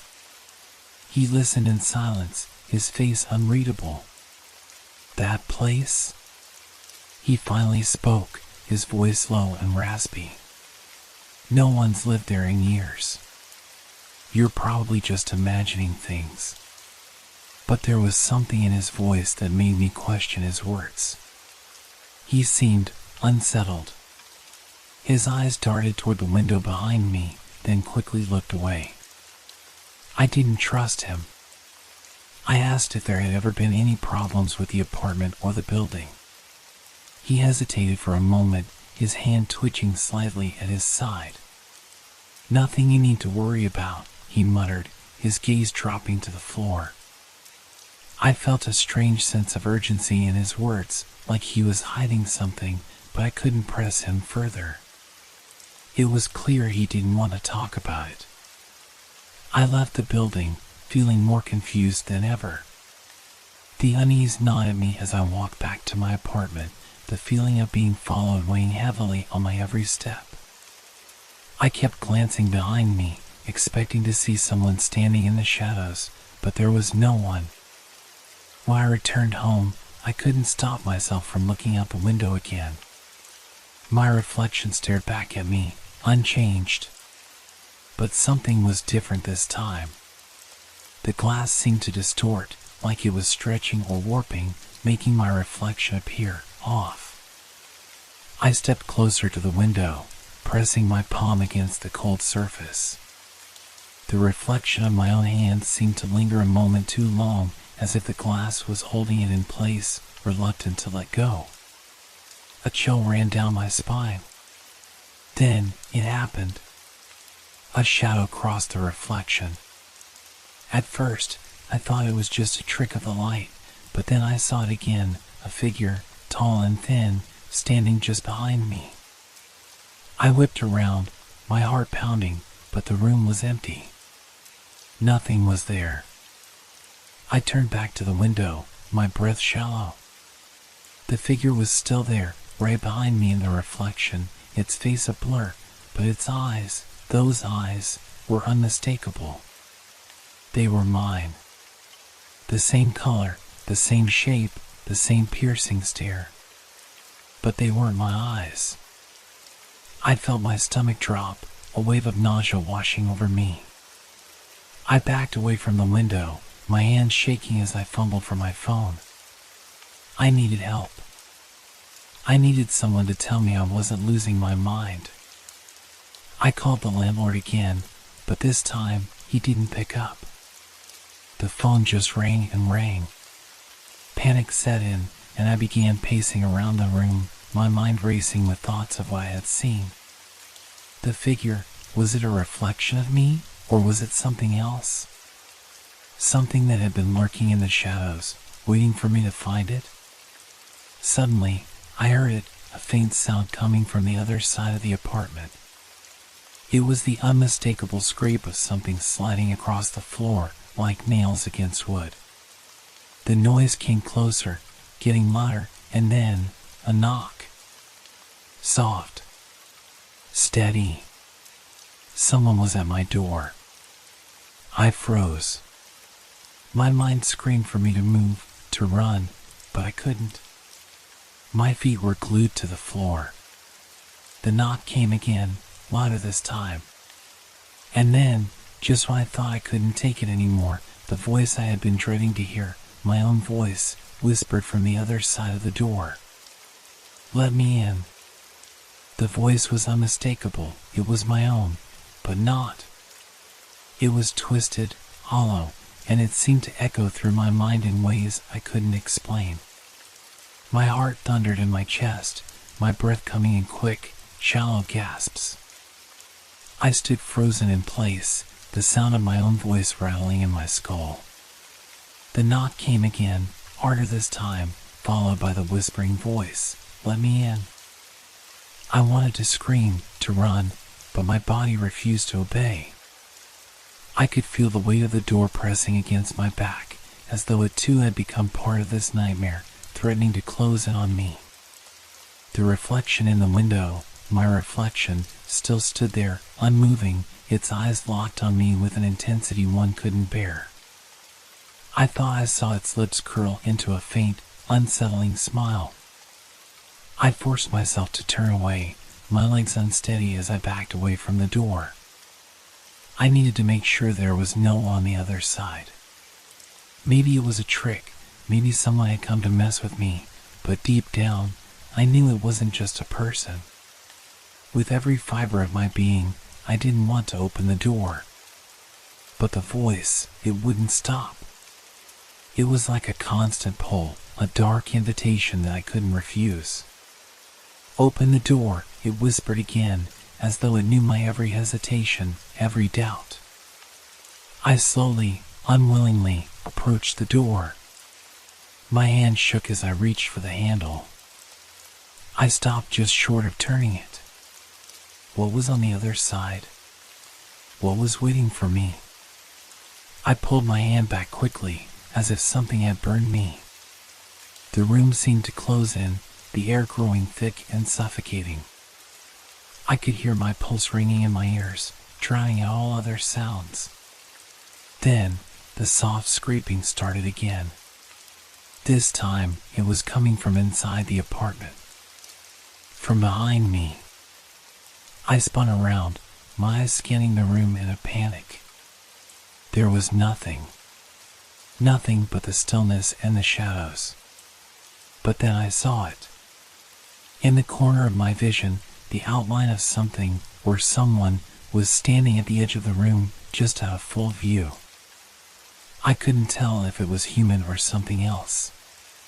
The shape was too dark, too distorted, and it seemed to shift with every blink. I couldn't stop staring at it, my body frozen in terror. My legs refused to move as the figure slowly stepped into the light. It was tall, impossibly tall, with limbs too long, bending at angles that shouldn't have been possible. Its face, my face, was there again, a perfect replica, but the eyes were hollow, black voids that seemed to absorb all the light around them. And then, the whispering voice came again, but this time it was louder, as if it was coming from all directions. "Let me in." I wanted to scream, to run, but I couldn't tear my eyes away from the thing in front of me. It was too real, too close, but I didn't know if it was truly here or just a reflection of some terrible truth I was unwilling to accept. Without thinking, I ran to the window, throwing open the blinds in a desperate attempt to find something, anything, that would make sense of what I was seeing. The world outside looked unchanged, the familiar view of the street and buildings stretching out in front of me. But then I saw it. There, across the street, standing just beneath the streetlight, was the same figure. It was watching me. But this time, there was no reflection. No distorted version of myself staring back at me from the glass. It was only the figure, standing motionless, waiting. I slammed the blinds shut, my heart pounding in my chest. The noise, footsteps, scraping, whispers, was growing louder, the walls seeming to close in tighter. The air was thick with something I couldn't name, but I could feel it wrapping around me, tightening its grip. The reflection in the glass had begun to shift again. My reflection was no longer alone. There was another version of me, standing behind me, staring directly at the back of my head. I staggered backward, my mind racing. The terror was overwhelming now. I couldn't think straight. I had to get out, but I didn't know where to go. The apartment felt like a cage, the walls closing in on me. And then, as if the universe had decided to mock me, the voice came again. But this time, it wasn't a whisper. It was a scream, a shrill, distorted scream that tore through my thoughts and made my entire body freeze in place. "Let me in." I turned to face the door, the handle twisting on its own. The door slammed open, the force of it sending a wave of cold air rushing into the room. My heart stopped. There, in the doorway, stood me. But not the me I knew. This one was twisted, contorted, its face stretched in a grotesque parody of my own. The eyes were black, empty, like dark holes that threatened to swallow everything. The lips curled into a grin, but it wasn't a smile, it was something far more sinister. It stepped into the room, its presence filling every inch of space, suffocating me. And as it moved closer, the figure from across the street stepped in behind it. They were both here, and they weren't alone. The room felt smaller, tighter. The walls seemed to close in further, as though they were alive, as though they were part of this nightmare. I could hear the whispers now, too many voices, all layered over one another, drowning out everything else. I tried to run, but my legs were frozen, my body paralyzed by fear. I reached out for the window, but it was too late. The reflections were everywhere, surrounding me, closing in. The mirror images of myself, distorted, monstrous, were all there, all around me, staring at me with those hollow eyes. And then I heard the voice, no longer a whisper, no longer a scream. Welcome back. The world seemed to slow down, every breath felt like it stretched into eternity. My pulse pounded in my ears, my skin tingled with a cold that came from nowhere, and every nerve in my body screamed at me to run, but I couldn't move. The reflections of me, distorted, hollow, shifted, their eyes tracking my every movement as I stood paralyzed in the corner of the room. The figure in the doorway smiled again, but it wasn't a smile of warmth or familiarity. It was a grin that felt more like a promise, something darker than I could comprehend. The air was thick with its presence, as if it had always been here, waiting, watching. It stepped forward slowly, each movement deliberate, as if it had all the time in the world to savor my terror. Welcome back, it said again, its voice now unmistakably mine, but not mine. It was like hearing my own thoughts spoken aloud, twisted and distorted by something that wasn't me. I wanted to scream, but the words caught in my throat. I wanted to move, to run, but my body refused to obey. The walls, the room, the very air around me felt like it was closing in. The reflections were multiplying, stretching out, filling every available space with their hollow-eyed faces. It was as if I was surrounded, trapped in a nightmare from which there was no escape. Suddenly, the figure across from me, the one that had been standing at the window, stepped forward, its footsteps eerily silent on the wooden floor. It moved closer, its head tilting at an unnatural angle, as if studying me, trying to understand me. And then it spoke in that same voice, the one that seemed to echo in my mind. "You've been watching me," it said, each word dripping with a kind of malice that made my blood run cold. "Now, it's your turn to be watched." I opened my mouth to protest, to deny it, but the words caught in my throat. It was true. I had watched it. I had watched all of them every night from my window. But I hadn't known what they were or what they wanted. Now, as they closed in on me, it was too late to take any of it back. I had opened a door that couldn't be closed, and there was no going back. The room seemed to shift, to warp around me. The walls stretched, the ceiling lowered, and the air thickened as if the space itself was being twisted by their presence. I was no longer in my apartment. It felt as though the very fabric of reality had been torn apart, leaving me in some kind of distorted, mirrored world where nothing was as it seemed. I finally managed to move, my legs trembling beneath me as I stumbled backward. My reflection followed me. No, not just my reflection, but every reflection, every version of me that had been waiting in the corners, in the shadows, was now stepping forward, closing in. Their faces, their eyes, their smiles, they were all wrong in ways that made my skin crawl. "Don't run," the figure in the doorway said. "There's nowhere to go."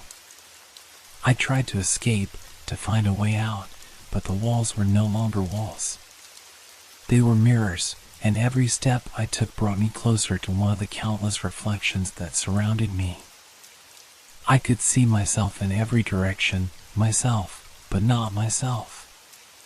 Each reflection was slightly different, each one twisted in a way that I couldn't understand, couldn't control.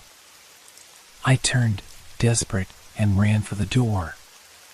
But when I reached it, I found it locked, the handle cold and unyielding beneath my hand.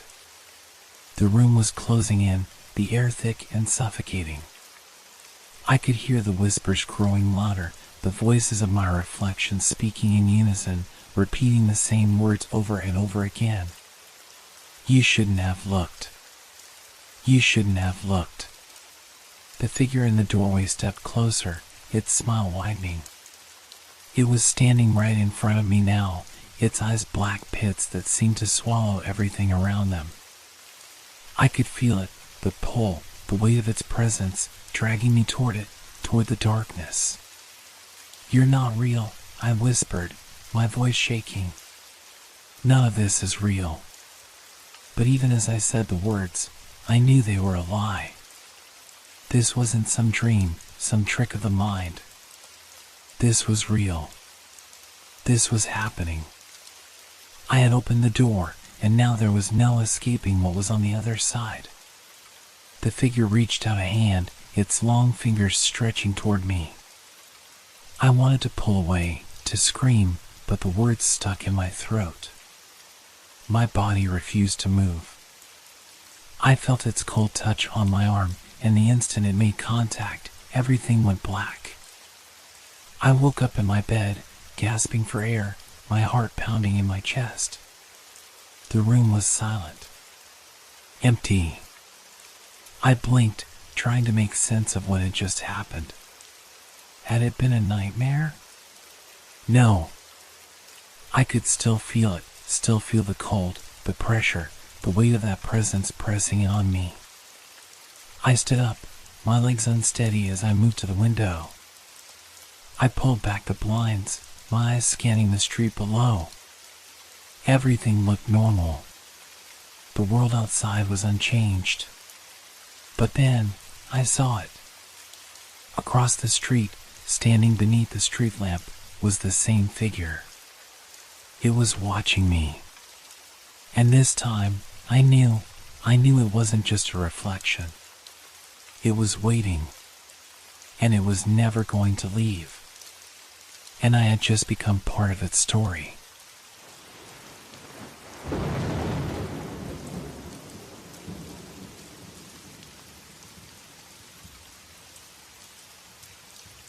Thank you for making our stories part of your relaxation time. We hope they brought you a sense of peace and transported you to a world of fantasy and mystery. If you enjoyed the stories, feel free to leave us a review. Your feedback inspires us and helps us make the content even better. Now, unwind to the calming sounds of rain and thunderstorms, which will continue to set a tranquil mood. Let these sounds carry you gently into the realm of dreams. Don't forget to like our page if you haven't yet. Wishing you a restful night's sleep. Relax, rest well, and good night.